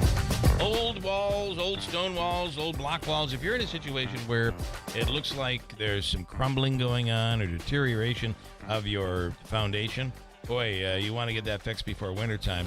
Brand can inspect it and give you a price, an estimate, and they get the job done right and right on time. And you want it done before winter. Basement windows as well. A tremendous job on that. And great prices. Anything concrete, anything masonry. Call Brand Construction. 315-894-3481 is the phone number. On the line right now, ready to take a shot at Hobica's free money question of the day, is Tim in New York Mills. Hello, Tim. Good morning. Good morning. Morning, Bill. Are you ready? Yes, sir. All right. This is a goodie, and it's worth $250. Get your answer in within 7 seconds, and here we go. Here's the question. Comes from the Hobica Law Firm. For all your legal needs, call Joseph or Andrew Hobica at 315-724-1600. Here is the question. Ben & Jerry's flavor Americone Dream salutes what national personality? Ready, go. Hulk Hogan. Is it Hulk Hogan? Well, you know, with Jimmy Kimmel in the news today, it's not Jimmy Kimmel, but it was, they put out, and this is part of why I think the Jerry from Ben & Jerry's has left, because the company has said no more social issues, no more politics It's Stephen Colbert, the other one who was let go. Wow. So if you knew it, you knew it. It's one of those questions. All right, listen, stand by. Davey's going to hook you up. We'll give you the all-in-one food and fun card. The Comets games are just around the corner, and they're good there. Aquavino, Taylor and the Cook, and the list goes on. Tim, thank you, and stand by, okay? Thank you, Bill. Have a good day. All right. I think I'm going to go off my diet today and have a little of the cookie dough. Love that cookie dough. County Executive Anthony Pacini is in. Good morning. Good morning. You're in to start here with something really exciting. I see that. Looking across from me. Very exciting. Let me bring in Ann. Ann from Rome, who is in. Sure, put those on. Yeah. Good morning, Ann. Good morning. Good morning. It's a great morning. I want everybody to know yesterday was my last day of chemo. Thank God I was blessed with Upstate Medical. And you have another guest in here to say hello. Corinne Chafee from Upstate. Very blessed to have the best care at Verona Cancer Center. Great job. The nursing staff, the doctors, they become part of your family. Yeah. And I'm very blessed that I'm done with chemo. You are done. Ring that bell again. I'm done. She is done. And I want to thank all the listeners for your kind words, your prayers, and your support. It's hard to believe that in this day with politics at it's like a timber box right now. Ready, one match can blow it all up. Just ask Jimmy Kimmel. When it comes down to something like this, our listeners are pretty amazing. And they I've all seen were people, there right, both sides. Yeah. And that's what we need to do. Everybody needs, you can agree to disagree. Yeah. But at the end of the day, we're all Americans. Yes. And we have to do best and work together. We absolutely do. Can I bring in Corinne a little bit here? Corinne, take a microphone, whatever works for you, and just say hello and talk about what Ann went through. You're from Verona, the Cancer Center. So I'm the nurse navigator at the Verona Get nice and tight on that if you can. Sorry. So I'm the nurse navigator with the Verona Cancer Center, and I met Ann when she started coming in there, and we developed a very good rapport and friendship. And Ann came to me about how long ago? Oh, it was like December. And you said, we got to plan something. We got to do something good to highlight what we do at the Cancer Center. And she got in touch with you, hooked us up. We're going to do a huge event in October. Yep. And it's for breast cancer and for colon cancer. Yep. So men and women. And, breast cancer, men as well, it's possible. So that we'll talk about and give you all the details on that. But you've done a tremendous job putting stuff together for that. Not a problem. We're going to have a great time. It's going to be big. The mammo van there. We'll have the We Matters program and some other stuff. All right, stand by for a second, and I want to bring in one more special guest for Ann. I thought the county executive was as special as it gets. Absolutely. Yeah. And Cindy. And Cindy. Cindy actually wanted to do something in October and mention it during the county executive meeting, and that's when this all started. It is. And she was a great support system. Keep tight on that, and you have been a great supporter for Ann. I want to bring you one more quick guest because he can only stay for so long. Are you there? And please say hello to Ann. First of all, congratulations and hello, Ann. Jimmy Fallon in the house. Oh, girlfriend. my goodness, Jimmy. Thank you so much.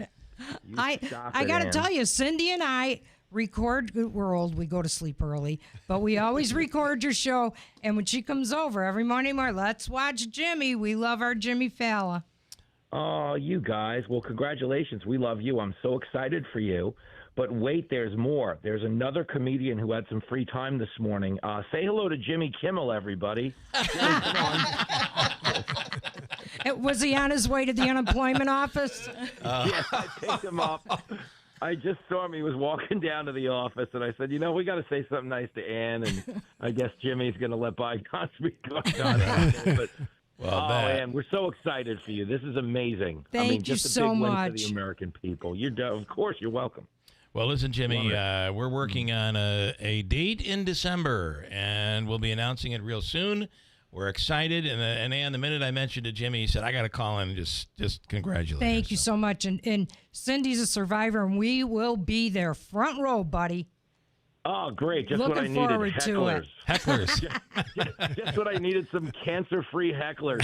You guys are indestructible. And I'm not going to mention... I will not mention anything about Governor Hot Mess. Oh, yes. Yes.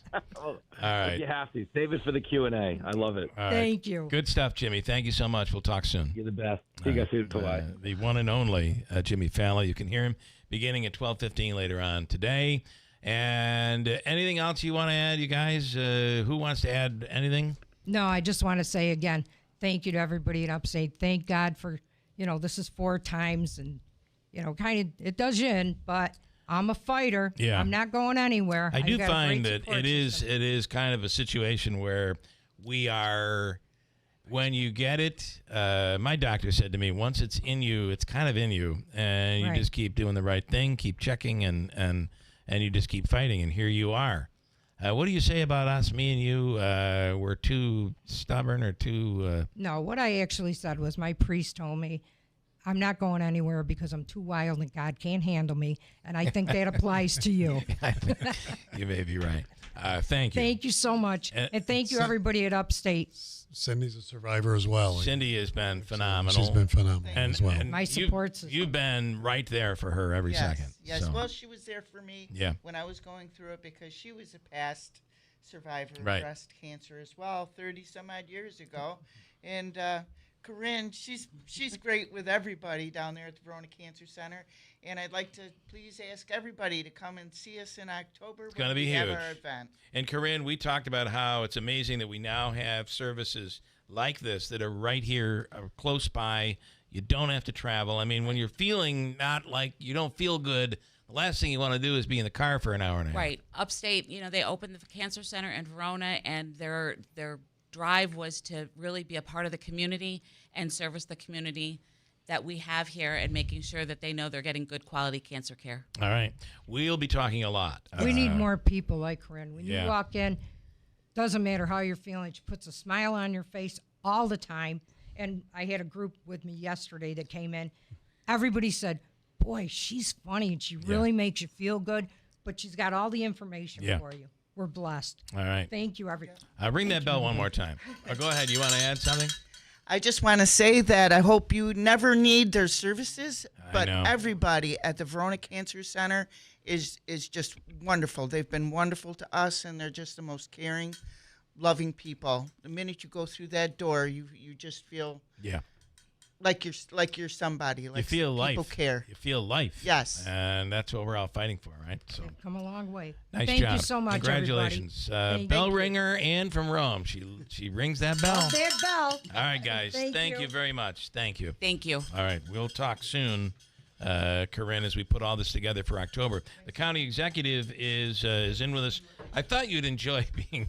This was really I'm thrilled. I mean, they're great people. Thank you. Great friends.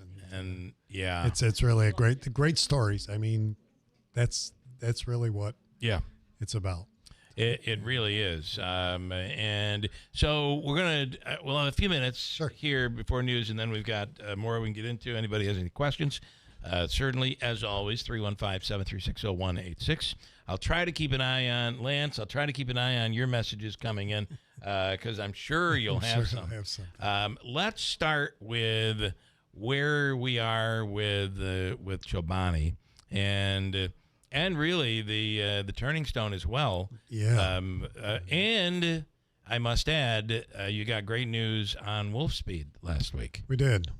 We did. So I think everything is, everything coming together. I think the Wolf Speed thing, take that one.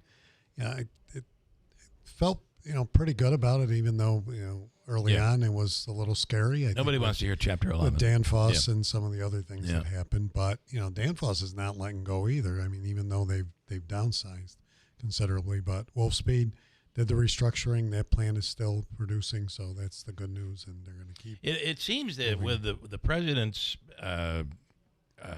mandate to make everything in the United States, it would seem that there's opportunity coming. Yeah, well, you have to look at things like Micron and Wolfspeed and some of the others, but especially on the technology side, it's one of those things that we. I don't want to say we've been behind, but we've kind of been behind. Yeah, because so much is done in the whether it's in Japan or China, or Singapore, and all the other in Europe, Germany, and European countries as well. I mean, so hopefully that'll move the needle a little bit more, and because you have several companies, from years ago from the Silicon Valley, which began, the U.S.'s move into tech, and spread, in Texas and throughout. So hopefully, the Northeast will become a bigger hub for all of these. One of the things that is, you have issues that you got to be dealing with right now. It's water, which we seem to have a really good supply, but a lot of water is needed, a lot of power, and I do think Albany's beginning to back away a little bit, because the grids, the places like National Grid are telling them we are not even close to ready, and they're worried about making sure they're ready for the tech industry and Micron that's coming, and then housing. So you have some really big issues you're looking at. We do, and then to the Chobani project in the ground, starting to move a lot of earth for those things you just mentioned: water, electric, gas, sewer. Because again, you got to have discharge, and that changes the dynamics of it as well. So that's on track. Moving, more bids coming, some more demolition up there that had to take place. Got to clear trees. Got to start moving some more earth. But everything is on target, and actually expanding as we continue. So I had said the other day that it looks like Chobani is expanding before they even start. They are. I mean, in many ways, not to get ahead of them or ahead of ourselves. I mean, they have looked, at the potential that this site gives them, even more different now than when we cut the deal. Yeah. Because, we were kind of focused on the triangle, and the golf course became the second piece. But, they always knowing that was there. But then as they started positioning and looking at the design, they started looking at, okay, we can do more. Yeah. We can realign some of this. So I think you're going to see some more of that in the next couple months as the plans get unveiled. But it's not going to stop the progress. And then you're looking at the very quick construction. I mean, if Chobani's quick, so is the Turning Stone, so is the United Nations. Turning Stone it's just miraculous every time you go by there, the progress that is being made, and the hotel is looking spectacular. It really is. Again, another change to the skyline there, and that one they still got a lot of work, because the inside, I mean, a lot of work has to be done. A lot of furnishings. You're talking 260 or 280 rooms. And I don't know that people are aware of the goal, and it is that there are places around the country where really big conventions are held. Well, and we are not able to handle that. What you don't see from that initial drive in, unless you go on the back side of the of Turning Stone, where the event center is, where you could have come in the event center. New parking garage and new convention parking center. garage and convention center. Yeah. The largest in New York outside of, I think, the Javits Center. Javits, I think. I think that's and we need that. And we had a couple of years ago, we had the NISAC conference, the New York State Association of Counties, over 700-800 people there, and even as big as Turning Stone is at present, it was crowded because of where to put people in different rooms. So, and that's one level of this opens that door for those. This opens big, it up for talk about technology. Think about what we can do on the tech base. We have a lot more to talk about, and then we'll take some questions, calls. Feel free. We'll get into it coming up. The Falcon Clinic in Washington Mills has been inundated with new. Oh, I'm looking at the clock, and I'm not going to be able to have time to get into this. So I'll tell you this. We'll talk more with County Executive Pacini. It's been a crazy hour, and it's just me and Davey. It's been crazy. News is coming up next. From the Stanley Theater Studio, WIBX Utica, Rome, WIBX 950 and 92.3 FM, celebrating 100 years. Still no comment from Jimmy Kimmel. I'm Dave Anthony, Fox News. The morning after show did not air.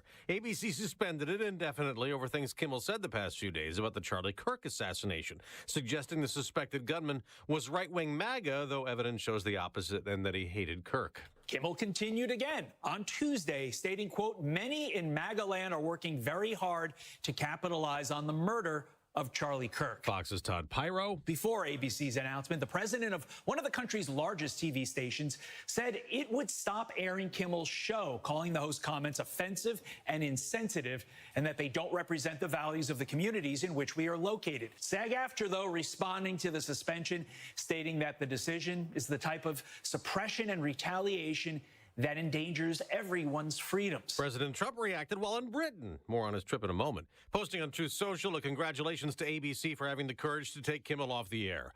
Now more on the suspected Kirk assassin. Fox's Garrett Tenney reports from Utah. The Washington County Sheriff says last Thursday, the 22-year-old suspect was driving out to a remote area of southern Utah to take his own life until his parents convinced him not to and said they would help him surrender peacefully.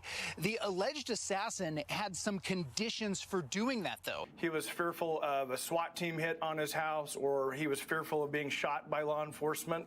Sheriff Nate Brooksby also says that Tyler Robinson's parents and the roommate he allegedly confessed to are now staying far away after getting threats. 2 police officers critical but stable the morning after a shooting in York County, Pennsylvania that left 3 other officers dead, attacked as they served a warrant. The gunman was killed when they shot back. Back to President Trump. He's meeting now with Britain's Prime Minister, discussing trade and other issues after the president at a lavish state dinner at Windsor Castle with King Charles last night said the U.S.-UK bond is priceless and eternal.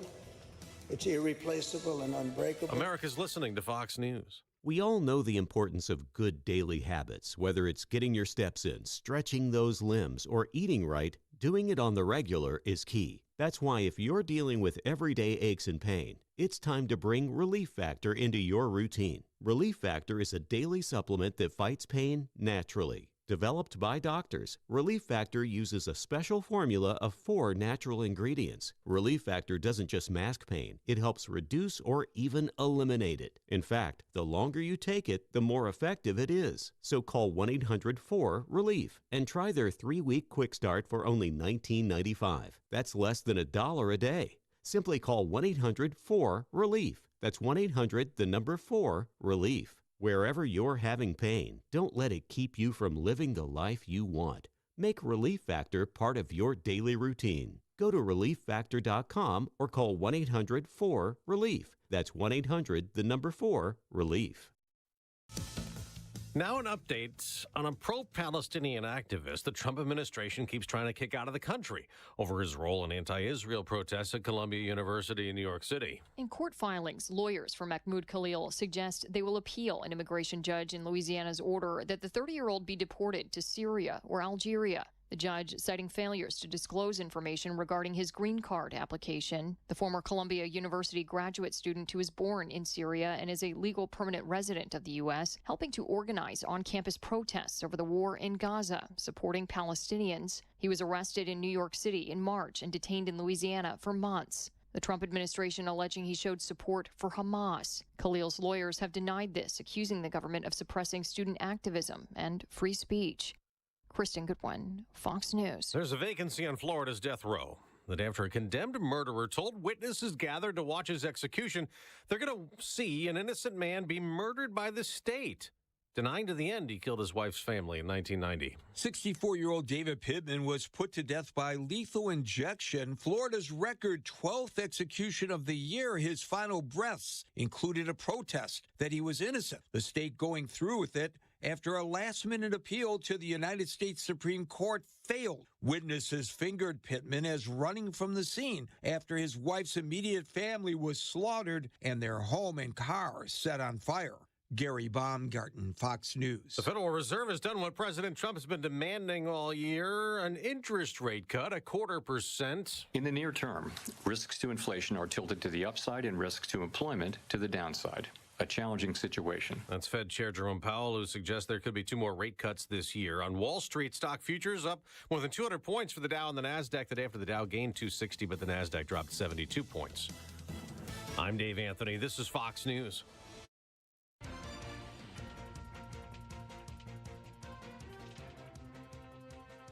Here's the latest from the WIBX newsroom. I'm Doug Callan. It was a spectacular sight as 7 huge wind turbines in Madison County were blown up. These were the first in New York State some 25 years ago. The 200-foot turbines took about 30 seconds to completely fall yesterday. The turbines were outdated technology and no longer performed efficiently. There are no plans to rebuild. In New York Mills, a local vigil to memorialize Charlie Kirk was held at the Christ the King Church in New York Mills. Members of the Mills community and beyond reflected on the life of the political activist Charlie Kirk, who was assassinated last week. Individuals at Mohawk Marcy Correctional Facility, residents' mental health unit, have filed a lawsuit against the state claiming they've been denied services. According to a story in the Daily Sentinel, 9 inmates filed the lawsuit September 8th in U.S. District Court in the Northern District, alleging cruel and unusual punishment. Have you seen the pictures and videos of the water levels at Delta Lake and Hinckley Reservoir? There's no boating allowed as levels have reached the lowest ever since the water was officially monitored in many spots. You can see the actual bottom of the basin. Dry and abnormally warm conditions have prevailed here in September. We're not expecting any significant precipitation anytime in the near future. Hockey players from Hamilton College in Clinton assisting DPW workers in the city of Utica Saturday in a beautification project in Kemble Park. It's called Urban Utica Forest Revitalization, and students from Hamilton were working with Mayor Mike Galimi in the city to add trees to parts of Utica where there's a void. The tree planting will continue by college students from Hamilton, MVCC, Utica University, and also Proctor High School students on Saturdays into October. The National Toy Hall of Fame has named its class of 2025 nominations. The public will now vote, and winners will be announced in November. Believe it or not, snow is one of the 12 finalists. Scooters, slime, cornhole, and Star Wars lightsabers also made the list. Mohawk Valley Gives is now in its next to last day. It's an opportunity to give to hundreds of local charities, all tax deductible. You can give to one charity or spread it around and give to several. Simply go to givemv.org and search for your favorite charity. An example, search Real Men Get Tested for Cancer, a charity that grabs our attention. That's givemv.org. In sports, the Jets will have a new starting quarterback in Week 3. Head coach Aaron Glenn said Wednesday that Justin Fields remains in the NFL's concussion protocol. Veteran Tyrod Taylor will start at quarterback. The Buffalo Bills are back in front of their home crowd tonight as they take on AFC East Miami Dolphins. The Bills are hosting Miami at Highmark Stadium in Orchard Park for Thursday Night Football. Buffalo is coming off a dominating 30-10 victory over the Jets Sunday that pushed their record this season to 2 wins and no losses. Kickoff this evening is 8:15 p.m. The game airs on Amazon Prime and can be heard here on WIBX. The Mets were chopped by the Padres after falling 7-4 in Queens. Pete Alonso, Starling Marte, Juan Soto, Francisco Alvarez all slugged a solo shot in defeat. New York is third in the NL Wild Card and will close out its 3-game series in San Diego this afternoon. That's actually at Citi Field. The Yankees captured the rubber match against the Twins after picking up a 10-5 victory in Minneapolis. Trent Grisham led the way at the plate after going 2 for 5 with 2 home runs and 4 RBIs. New York leads the AL Wild Card with a visit to Baltimore for a 4-game set beginning tonight. The Liberty were unable to eliminate the Mercury after falling 86-60 in Game 2 of their best-of-3 first-round series. And New York City's FC rallied for a 3-2 win over Columbus at Yankee Stadium. College football weekend number 4. Syracuse 2-1 will visit Clemson Saturday afternoon at noon. 1-1 Army hosting North Texas Saturday at noon. Utica University is at Hobart. Hamilton College visits Amherst also Saturday at 1 p.m. And that is the latest. I'm Doug Callan for WIBX 950 and 92.3 FM. The mild weather continues today, but cooler weather is on the way, especially as we look ahead toward tomorrow afternoon. The overnight lows also probably rivaling some of the coolest we've seen so far this late summer. Beautiful start to our day. Sun this afternoon and 80 tonight in the upper 50s. North Country cooler. Clouds and a little bit of fog around early tomorrow. Then sunshine as the cooler air comes in. Highs only in the low 70s. We're near 40 tomorrow night. Many of us in the 30s. Saturday sunny, 71. From the Weather Channel, I'm meteorologist Ray Stidgick, WIBX 950 AM at 92.3 FM. 51 and mostly sunny, and a bunch of stuff to get into with the county executive coming right up. As I mentioned, Falcon Clinic in Washington Mills over the last year have accepted several new patients to the point where they need to add a new doctor, a new provider. They're in the process of doing that. In the meantime, they're pausing adding new patients, but promise they're opening the doors very soon. Good problem to have, right? That's the Falcon Clinic, the area's premier osteopathic medical clinic, committed to the area, committed to the region, and committed to your health. It's the Falcon Clinic in Washington Mills. 8:11 with the county executive next on WIBX. Copper City Community Connection in Rome is very excited to announce their first ever gift card bingo. The balls start rolling on Sunday, September 28th at 1 p.m. There is an entry fee of $10 that includes one free card, with each additional card for $2.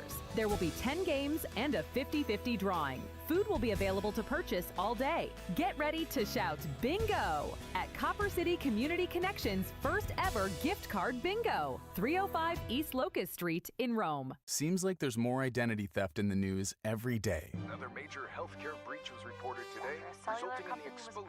Now 1 in 4 consumers have been a victim of identity. That's because there are endless places that could accidentally expose you to identity theft in a breach or simply by mistake. LifeLock monitors hundreds of millions of data points a second. If your identity is stolen, we'll fix it, guaranteed or your money back. Save up to 40% your first year with promo code NEWS at lifelock.com. Terms apply. This is Joe Cordell of Cordell & Cordell. Cordell & Cordell is the largest family law firm in the country, with over 35 years of helping clients navigate divorce. That does give us certain advantages, for example, in experience and resources.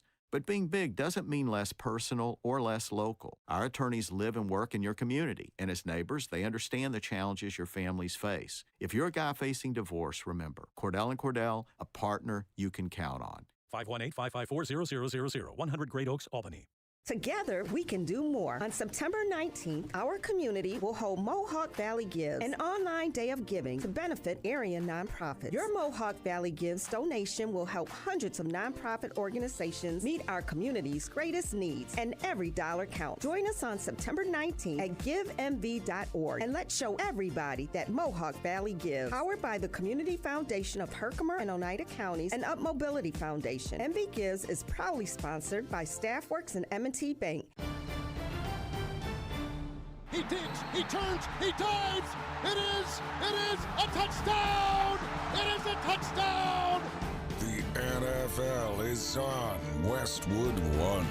Uncorks a deep ball downfield into the end zone. A crowd is there, and it is caught.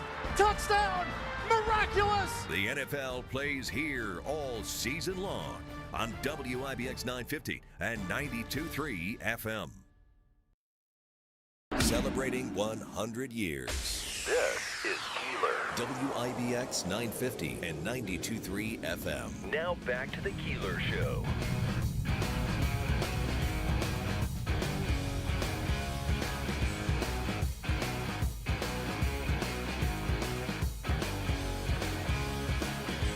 Well, in studio right now is the county executive, Anthony Piceni, and I know there's some questions in there, and we'll get to them coming up in a second.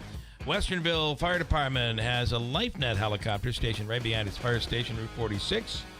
Let's talk about Mercy Flight and the importance of all of that and things that have happened in the last week here with that. Well, I mean, this is an unfortunate kind of scenario that we've gotten into. We brought, remember, we did not have for a number of years or forever, I mean, really, a medevac system in Oneida County. We always had to rely on whatever was out there, and when I mean was out there was in other counties. Yeah, and to, in dire emergencies that patients had to be transported. Obviously, there's private.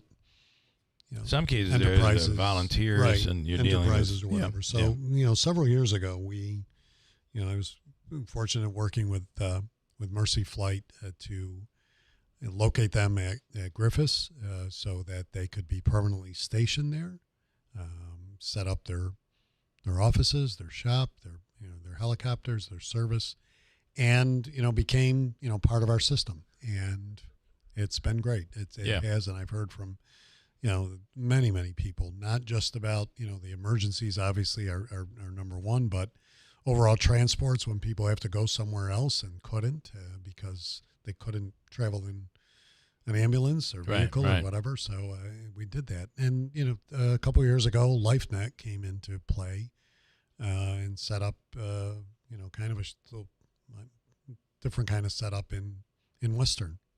And that's well and good. And, but, like everything else in this system of emergency services, there are processes and there are procedures that are followed.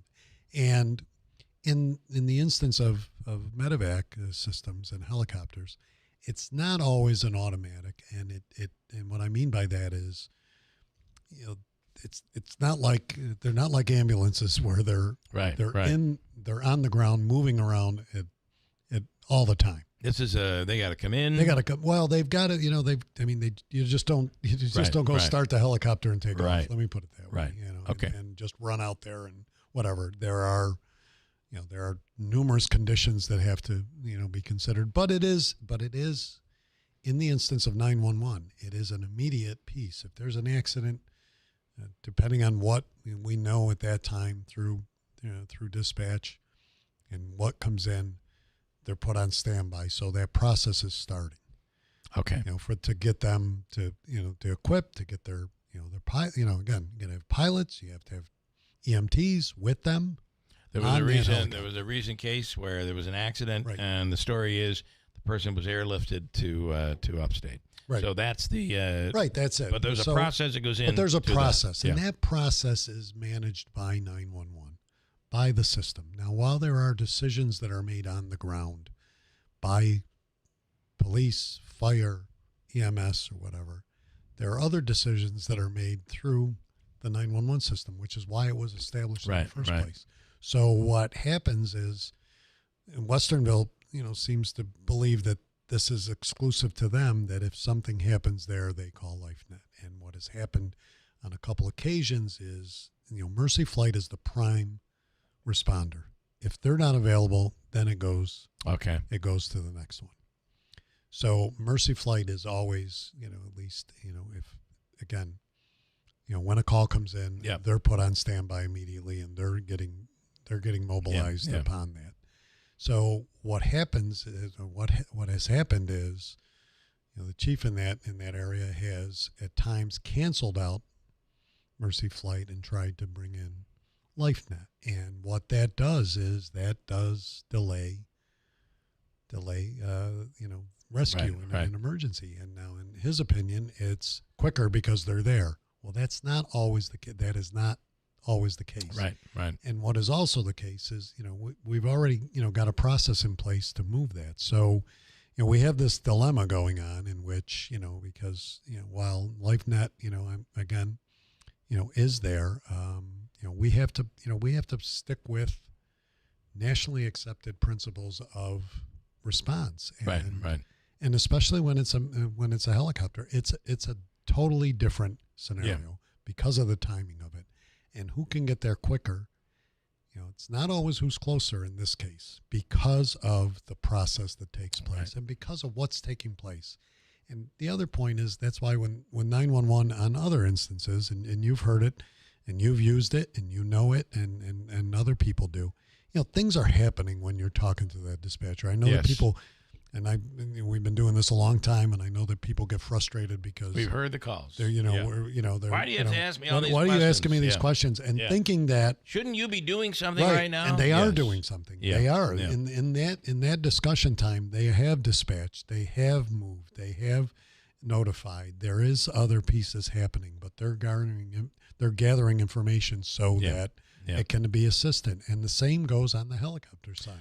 I do find that oftentimes, and almost always, there are stupid people out there and stupid processes and all of that. But most times we find when you say, I don't know why they're doing it this way, that's stupid. When you dig in and kind of investigate a little bit on your own, you find there's almost always a logical reason. Or at least someone's version of that logic. And with all due respect to police on the ground, fire chiefs, fire on the ground, EMTs on the ground, and they are doing what they need to do, and they're very good at it. And we have a great system in Oneida County. I'm very proud of it. The issue though is, 911 was developed not just because of the call itself and the dispatch function, but 911 knows what's happening throughout. It's like you looking at your board up here and knowing what you have in place. 911 knows what's going on in the county at that time. And I think that's an important aspect when you have to dispatch. I do think I was certainly surprised when you can go right online, the 911 online, and you can see it. all. You can see it. And I was shocked at the number of calls in Oneida County. It's unbelievable. It's really, and I've been there obviously many times, but to sit there and sometimes, and I have sat next to one of our dispatchers, telecommunicators and just listen. Yeah. And it's fascinating. And it's a tough job, and they do a great job. But this is where we are, and that's why it really has to get straightened out. Speaking with the county executive, Anthony Vicente, a couple of questions, and you might want to call in, although we talked about this the other day. It's amazing when you can type in a question and versus calling in. Mm-hmm. Typing in seems to be the preferred choice these days, because sometimes you don't even have to put your name next to it. Or you can put a name, Lance and Lee. Okay, 2 questions for the county executive. The city of Utica politicians seem to be blaming the county for the homeless issue in the area. Are they correct? Where else would you expect them to go, since all county services are basically in Utica and Rome? And I don't believe most homeless have vehicles to travel from Poland or Clinton. This homeless thing has become a real problem. It is, and to the city, and we work very closely with both cities. We work closely with all the towns as well, because it's not just in Utica. It is in Rome. It is in the towns, although it's not as visible, on the street corners that you see now, more so in Utica. And the problem is multifaceted, because it involves not just economics. It involves addiction. It involves mental health. It involves a variety of systems. I think we talked about it, and we continue to see in which cases where we have homeless people that do have homes. And what I mean by homes is a place to live, a place to sleep. They choose to be out there, and that's one of the problems that we're combating, and we do it with our street engagement teams. The issue of the tent cities and such, they are not, we have to work cooperatively and break those up. They are not sanitary by any means for those people, but for the residents as well. So I mean, we are we continue to place hundreds of people a day in various shelters and yes, hotels when necessary.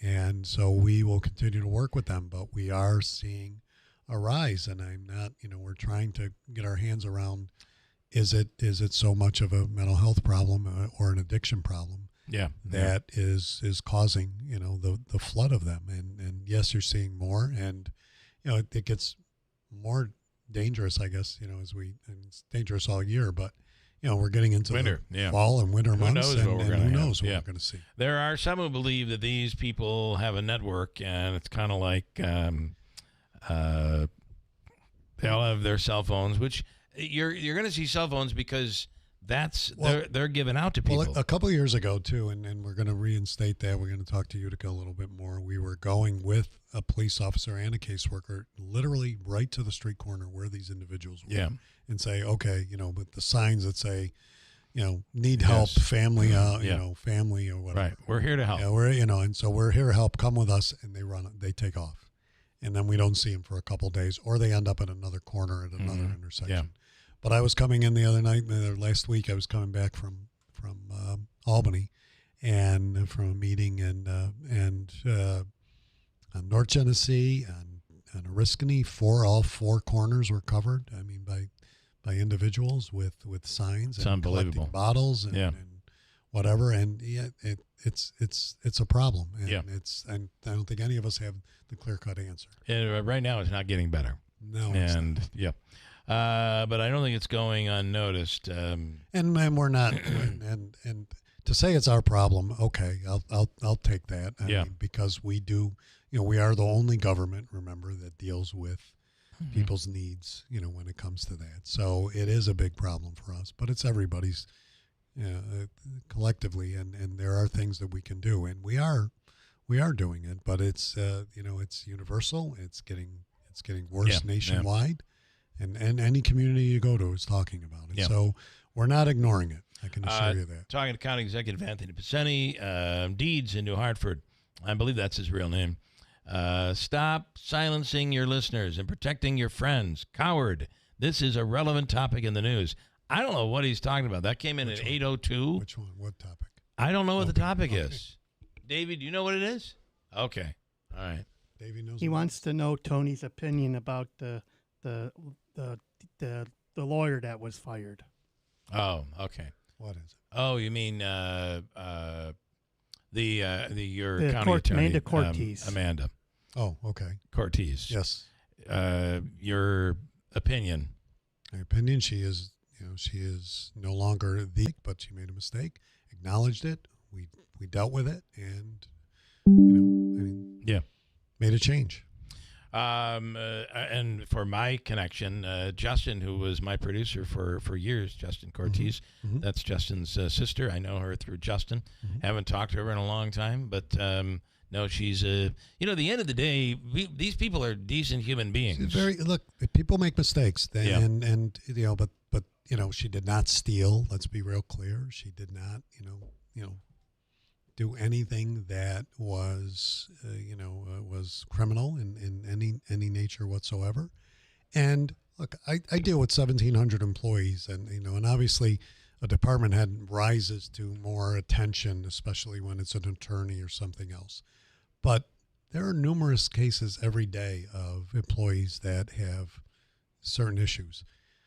Do they get reprimanded? Yes. Do they get dismissed? Sometimes, not always. Yeah. I mean, that's not, it's not the overall goal. The goal is to try and make people better and improve themselves, but not to, and there are cases when you do have to dismiss, but, this was not one. And I stand by that. By the way, the what was involved in that case is something we all can take note of and learn from, because everybody in some way has some artificial intelligence at their disposal, and it's be been careful. It's been noted in the courts, and I spoke to another judge outside of this whole realm who was saying that that's a big issue that they have to deal with going forward, and it's going to be an issue for forever. But it's going to be an issue. It's going to be an issue. It is an issue in your business without question. Completely. And it's going to be an issue in everybody's business. Maybe a limit. I actually asked ChatGPT about myself recently, and it came back balding, somewhat old, cancer survivor, very tall. Very tall. Very tall. Very tall. I mean, come on. Okay. Maybe ChatGPT was being sarcastic. It might have been. I think. Okay, two questions. As I said, Utica politicians blaming. Is there a second question in there, Davey, from Lance and Lee? I do not want to miss Lance's question here before we let the county executive go. Let's see if it pops up here. And the system is not ChatGPT. It is archaic. Is an Amsterdam church actually paying for? Okay, this is something I heard the other day, and I was going to bring it up, but let's let Lance do it. A church in Amsterdam. Someone asked. Now I'm told someone asked a homeless person, "How did you get here?" And the person said, "There's a church in Amsterdam that puts us on a bus and ships us to Utica." Is there something like this that you know of? And I've been hearing that for the entire 18 years that I've been county executive. Right. That is it Amsterdam? The I didn't hear Amsterdam. I've heard New York City. I've heard the Hudson Valley. I've heard every Saratoga. Look, people move around. There's no question about that. But there is no organized effort that I'm aware of or that we've come across. And look, we have a lot of resources to do that and see that, and I think we would know. I mean, it's kind of like the migrant issue that we were dealing with, a while back. I mean, you would know if there is an organized process of somebody bringing, just dropping off people at an intersection. I mean, or somewhere. If it's a bus, then I would assume it's a lot of people. Right, you have a lot of them. But there's nothing that. And the other part of this is that there's a group, there's a nonprofit, a church locally that benefits. The more people they have, the more money they're able to bring in. So they're basically bringing people to Utica. Yeah, that's not the case either. I mean, the case is that people are showing up, but people are residents of this county or neighboring counties, and you can't stop people from moving around. I mean, and at the end of the day, and it's shocking that they have constitutional rights. They do. It's not as easy as, which is why they're allowed to stand where they stand. The question is, well, to the cities and the towns and even us, it's like, well, okay, well, arrest them for what? Yeah. And then what? Right. And then, and I know you got the sheriff coming. I mean, what? Ask him. What do you do with them? Well, the way it works now is you arrest somebody and they rot in jail. Right. I don't think so. Yeah, I don't think so. Yeah. So what? I mean, we have our own situation, personal situation, where I'm thinking, okay, they're going to arrest the person who committed the act of violence on my son at random. Exactly. And most likely it was probably a drug issue where the person looked at my son walking down the street and it was someone or something bad, and he attacked out of nowhere. So we arrest him. We work hard to get him arrested, and then what? They're right back out on the street. And what? I mean, is it, again, back to is it the addiction that did it? Yeah. Does he have other mental health issues? Right. And at that point, where's he going to go? And that's another problem. It's something to talk about another time. We're trying to open up a stabilization center that we can get, people in a short period of time. We do need, it's unfortunate as it's to say, more shelters. The rescue mission does a phenomenal job, but they can't do it alone. Tabernacle Church, or not Tabernacle, I'm sorry. Reverend Ballman up in at the church in Oneida Square does a great job. But there's not enough. And Code Blue is coming up again because of the winter. Right. We're going to have a problem. I don't know if I've carried any of your water today, but well, I'm not feeling like I did. I don't think you did. I don't think I did. But County Executive, we appreciate it. I appreciate it. We'll be back. All right. Quick break, and we'll come back. Coming up before we get out of here, Sheriff Mashel. I want to talk what's going on at Munson happening, and Chief White House correspondent with Great TV, John Decker, coming up. I'm sure he has a lot. Listen, it's every 15 minutes there's another major breaking story nationally and internationally. We'll talk to John coming up. You know what they say about judging a book by its cover? Everyone with an addiction has a story to tell. Don't know? Don't judge. Addiction is a treatable medical condition. What helps people seek treatment is support. What does not help is shame and stigma. We can all make a difference. Learn how at oasis.ny.gov. The New York State Office of Addiction Services and Supports. Every step of the way. Guys, have you seen the comments lately? Yeah, we heard the chatter. And the magic's run out. But I just think those people might need a reminder that Utica is richly steeped in hockey history and home to some of the most passionate fans in the world, and that the players are as gritty as the city they represent. Season starts October 10th. Get your season opener tickets at uticacommets.com. This is Utica. When it comes to the ones we love, their comfort and dignity matter most. That is why hospice and palliative care is here for you. When you want your loved ones' wishes to be honored, when you want them to be comfortable, safe, and secure, and when you want them to be wherever they call home, hospice and palliative care is the right choice. Our team of professional doctors, nurses, social workers, and bereavement counselors are dedicated to providing compassionate care every step of the way. At hospice, your loved one is not alone, and neither are you. We are just a phone call away, ready to support you through this journey. Choose Hospice and Palliative Care, serving Oneida, Herkimer, and Eastern Madison County for the comfort and dignity your loved ones deserve. For more information, visit our website, hospicecareinc.org, or call us today at 315-735-6484. Hospice and Palliative Care, Middle Settlement Road, New Hartford, serving Oneida, Herkimer, and Eastern Madison counties. When you need us most.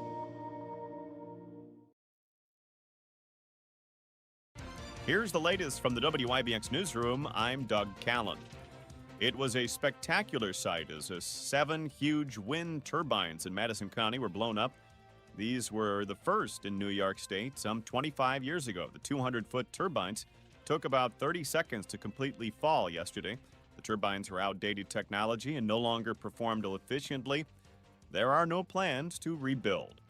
In New York Mills, a local vigil to memorialize Charlie Kirk was held at the Christ the King Church in New York Mills.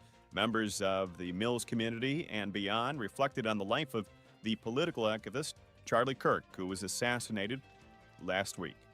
Individuals at Mohawk Marcy Correctional Facility, residents' mental health unit, have filed a lawsuit against the state claiming they've been denied services. According to a story in the Daily Sentinel, 9 inmates filed the lawsuit September 8th in U.S. District Court in the Northern District, alleging cruel and unusual punishment. Have you seen the pictures and videos of the water levels at Delta Lake and Hinckley Reservoir? There's no boating allowed as levels have reached the lowest ever since the water was officially monitored in many spots. You can see the actual bottom of the basin.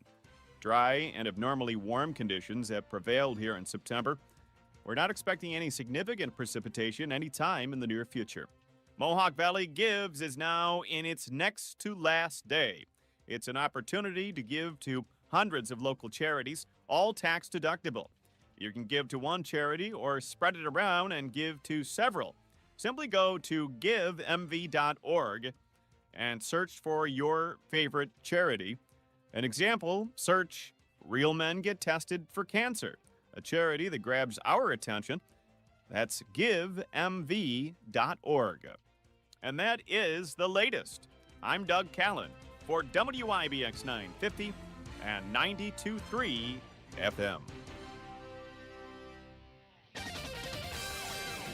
The mild weather continues today, but cooler weather is on the way, especially as we look ahead toward tomorrow afternoon. The overnight lows also probably rivaling some of the coolest we've seen so far this late summer.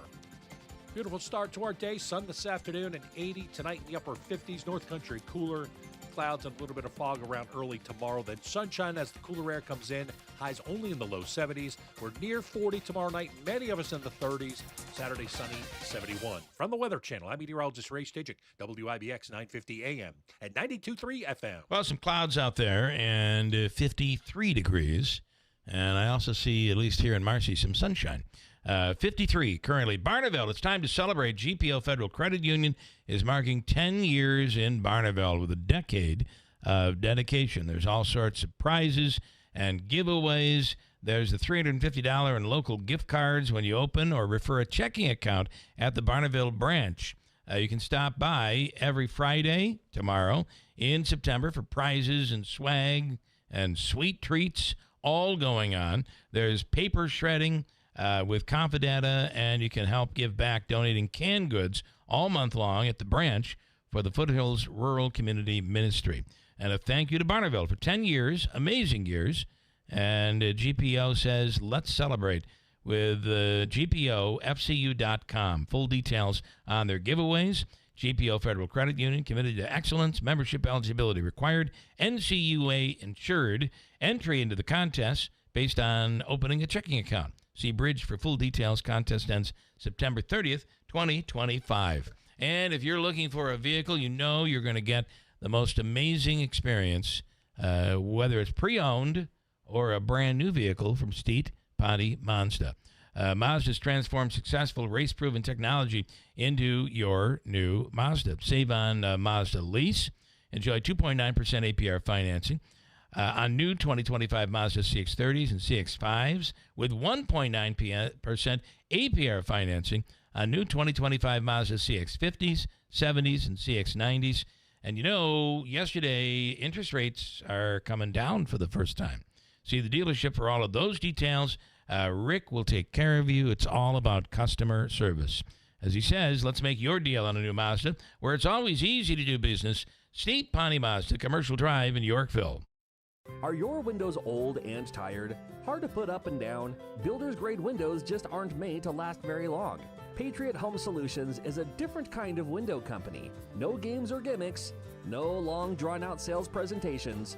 Just high-quality, custom-fit windows at reasonable prices made right here in New York. And right now, you can get up to $2,000 off new windows from Patriot and NYSERDA, plus 0% interest for 18 months. Most homeowners qualify for the savings, and income is not one of the requirements. So write this number down, 315-401-0440. That's 401-0440. Patriot Home Solutions will tell you right over the phone if you qualify. Don't miss your chance to save up to $2,000 on new windows. Funds are limited, so call before they run out. Learn more at callpatriothomesolutions.com.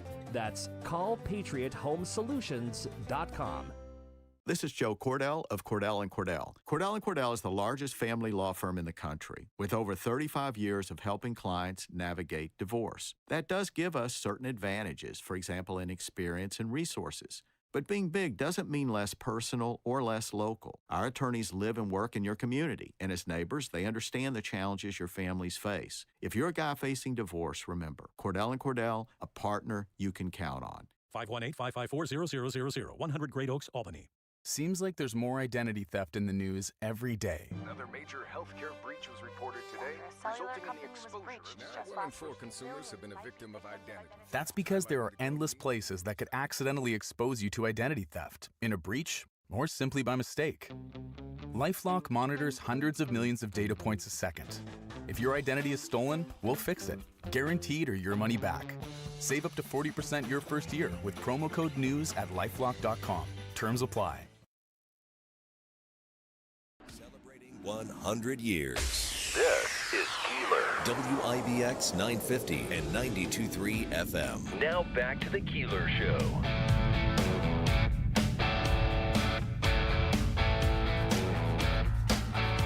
All right, in studio right now is Stephen Harrison and Kate Laub. Do I say that right? Lobby. Yep. Lobby.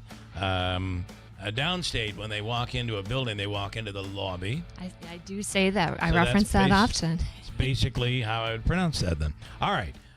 From Munson, and a lot of stuff that is going on, various events. What do we want to hit here to start off? Good morning. Good morning. I'm very, very excited about the current exhibition that we have going.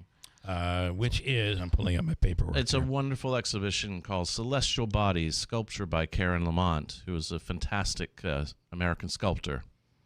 This is running through the end of the year, right? That's right. That's Okay. right. Plenty of opportunities for people to see. All right, that is happening now. What else are we doing? Well, along with that exhibition, we have a number of wonderful programs that are being presented. Cloud Conversations is one of them, where people are able to work with our School of Art faculty and learning how to paint clouds and print clouds and photograph clouds. And because there are a number of cloud sculptures within the show, and that's one thing that she's very interested in. Go ahead, Kate. Yeah, we have, she's actually coming back to Utica. So we're very fortunate that we have a current contemporary artist on view. And she joined us for the opening celebration in June to kick off the exhibition. And she will actually be returning on October 8th. So it's a wonderful opportunity to hear from her. And we're welcoming Bill Cardis from WKTV to actually talk about cloud formations, all things clouds. That's a good tie-in. I do have to say, I find myself every once in a while just sitting out in the backyard, and then you look up, and there is just some amazing, especially if there's a blue sky behind it or maybe a storm coming in or whatever. Well, that's exactly what was her inspiration, really. And so she has created clouds in marble and in alabaster and metals, and it's actually just extraordinary how she has been able to take something that's so ethereal and make it out of perhaps the heaviest material possible. Yeah. The other part of this is that I think we have to, that is important to remember with Munson is it can be for some a museum where you walk through and you visualize some of the most incredible pieces of artwork that you'll find anywhere in the world, but you can also participate. That's right. Right, there's stuff that you can do, and I'm assuming all that is up on your website. Oh, absolutely. There's always something going on at Munson, and all of it is represented on our website, munson.art. Anything you want to add, Kate? Sure. We have a wonderful performing arts season kicking off this weekend. So we have the Westerlies. They're a quartet, brass quartet, that 2 trombones, 2 trumpets, and they will be at Munson 7:30 this Saturday. We also have a concert in 2 weeks, our Concerts in the Court series with Tuba Skinny on October 11th. So they're a really, really tremendous New Orleans jazz band coming. Nice. So we're a multifaceted arts organization that really lean into the arts and try to make art accessible. One of the gems of the area, and if I you also show some incredible films that you're not going to see in movie theaters. Absolutely, yes. Our film series is one of the most popular aspects of Munson's programming. Anything in particular coming up soon that we just got our October films. I haven't looked at them yet, but I know that we have some interesting. We're leaning into the holiday or the Halloween season, so we've got a couple interesting horror films coming, which is a little less typical for us. All right. I did want to mention. That's by the way, that horror world is a loyal, large group of people. It certainly is. Yes. Our Pratt Munson students are very excited for this particular film coming up. And by the way, how many students do you bring in each year? We have around 200 residential students, part of the Pratt Munson program. So they spend their first 2 years on campus here with us in Utica, and then they matriculate down to Brooklyn. Mm-hmm. So our students here are actually Pratt Institute students. From all over the world. From all over the world.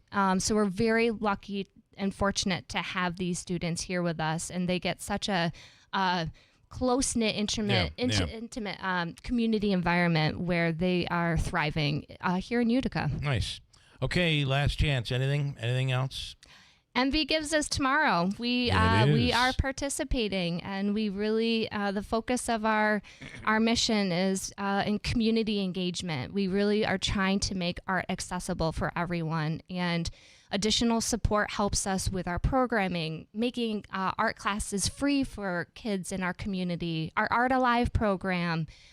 So being a part of MV Gives is really important to us, and really supports what we try to do at Munson. So take part and help us this year at MV Gives. All right. Nice. That is tomorrow. By the way, it's givemv.org is the website today.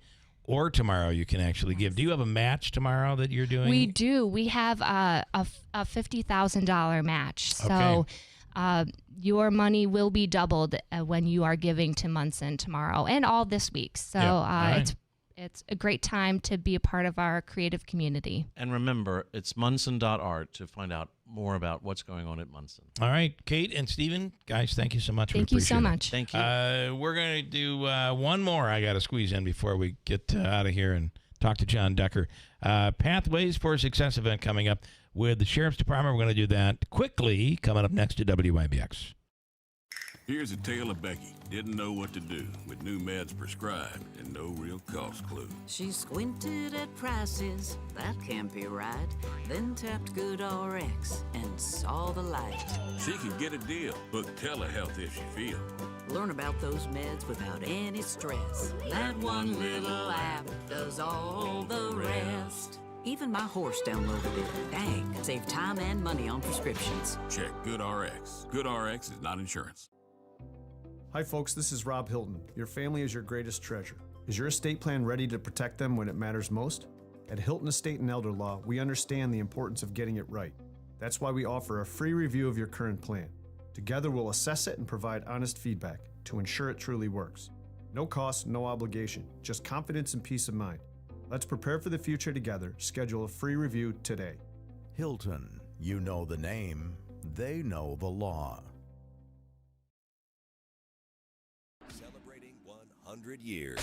This is Keeler. WIBX 950 and 92.3 FM. Now back to the Keeler Show.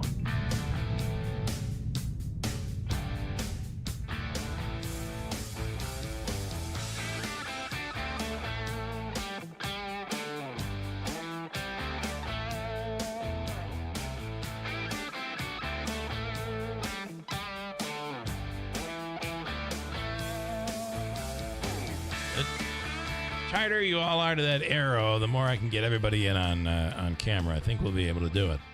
All right, I'm going to start with you, Lieutenant Curtis Morgan, and good morning, and let's talk about Pathways for Success. Good morning. Good morning, Bill. How are you today? Good. All right, what's the program? It's an event that Oneida County is going to be having where families can come out who may have a need to learn more about the programs and things that are available within the county. And I've got these great ladies with me here today, and they would be able to tell you a little more about it. Kathy Caruso and Kimberly Karsick. Kathy, I'll start with you. Talk about this program for people in the community. This is an amazing table that the Oneida County Sheriff has put together for resources. He formed the Vulnerable Population Advisory Committee, which there's parent advocates, there are professionals from area agencies that serve individuals with developmental disabilities and autism. But this is an event that's being set to equip parents and loved ones all the way from the first suspicion of a diagnosis all the way through their life. So it's a one-day, two-part event that will help you in any age or stage of where you are with your loved one with a disability. All right. Kimberly, you want to add to that? Yeah, so I'm just so excited to be a part of this committee, and I just want parents to know they're not alone in this. So I do have a son with autism. He's a preschooler, so we're navigating this whole graduating from early intervention, going to preschool. What is it going to like to be school age? So if any parents are out there listening to that right now, definitely show up September 27th, 9 to 3. It's a great resource that you can get to help navigate the system that is very confusing. It is very confusing, right? I mean, yes. I'm obviously an aged parent. Mm-hmm. My son is going to be 31, so I have been through the trenches and all through the school years and after, and so yes, it can be quite daunting. And for a parent, it doesn't end. That's right. It's something you will continue to do, and right. And having something like this to help, I assume, is just it's amazing. Yeah. Any challenge or battle in life is better faced when you're equipped. Yeah, yeah. And this is what the sheriffs wanted to do, is to equip parents. He's all about better outcomes, and that's what we're here too as parent advocates. One of and Lieutenant, you can talk about this. It is important for law enforcement to understand when you're confronted with a situation where the police are involved, not everyone is going to act exactly the way we expect, right? And it doesn't matter what job you do. I myself am from the corrections side of the sheriff's office. Whether I'm dealing with someone in a facility or you're dealing with someone on the street or you're just having an interaction in general, what you think may be what happens isn't what necessarily is always going to happen. And, good, bad, we want only good outcomes. So more education, more time that people have the opportunity to learn. And it's just about learning how people operate. It happens September 27th. Yes. This will be at the Parish on Broadway. Yes. Anything else you guys want to add about this? You can park in City Hall. The event begins at 9 in the morning. The morning session, we will have speakers from early education and the Office of People with Developmental Disabilities that will start things off. That will take us to till about noon. Okay. And then the afternoon session is geared more towards adults and transitioning services for adults. All right. Website, you can go to... It's on Kelberman's Facebook page, our Facebook page at the Sheriff's Office. Yeah. And I'd read it, but it's long, and you're better off just going to their Facebook page. So. It is recommended that people sign up, but you can absolutely show up day of. Okay. Great. Great program. Thank you. Bill. Thank you so much, guys. Thanks. I'm going to wrap it up with John Decker at Gray TV. He is the chief White House correspondent. John, am I correct? Are you in London right now? I am not in London. Okay. I am in Washington, D.C. I did not go with the president on this particular trip, but obviously because of what I do, I need to follow it very closely. Well, boy, have they rolled out the red carpet. They did. Whoa. They did. Yeah. Yeah, whoa is right. I watched this yesterday like you did on television, and I thought to myself, if any other country wishes to host President Trump for a state visit, well, the British have really set the bar pretty high to top what they did yesterday. The other thing is massive security. There's a lot of protesting. Of course. Last weekend there was a huge protest, conservative versus liberal and mainstream, enormous protest in London. And, boy, they are making sure that nothing happens to an American president on their watch. Well, that's right. First of all, when you have the events that we saw yesterday at Windsor Castle, you can set off a huge perimeter to prevent any protesters from getting near Windsor Castle. And the same thing can be said for where the events that are taking place today take place. That's at the country estate for the UK Prime Minister. And so that's a good thing for the president and for keeping everybody associated with this state visit safe and making certain that nothing terrible happens during this visit. I want to ask you a different topic, same world. Jimmy Kimmel, your thoughts on Jimmy Kimmel? Well, I like Jimmy Kimmel. I think he's very funny. But I will say this. I was thinking about it today, and I was thinking about the person I always think of as being the king of late night, and that was Johnny Carson. And Johnny Carson never delved into politics, as a pundit. He was funny. He just was funny. You tuned into Johnny Carson because you knew you were going to laugh. And to me, there isn't someone like Johnny Carson anymore. It feels like every late night host feels that they also have to be a political pundit as well as a late night comedian. I think that is unfortunate because what we saw with Jimmy Kimmel, again, who I think is very funny, but he made an unforced error, and he's paying the price for that unforced error.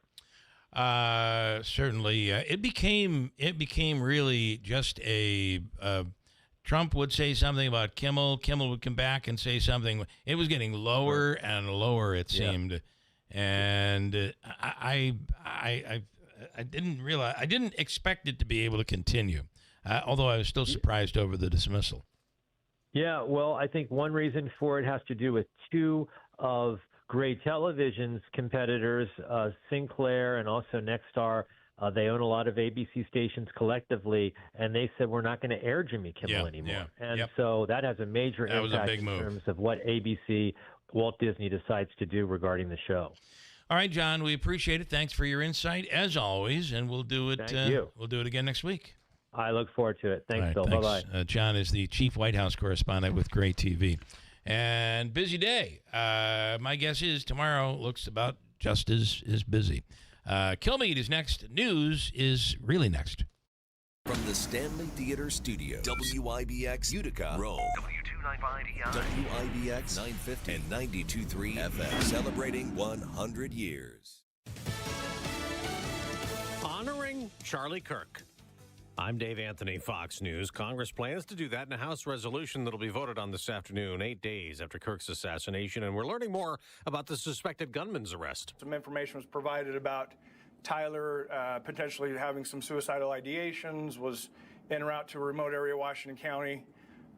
The parents convinced him not to do that. Sheriff Nate Brooksby says Tyler Robinson was quiet when he turned himself in with his parents, who, after getting threats, are now staying far away from Utah.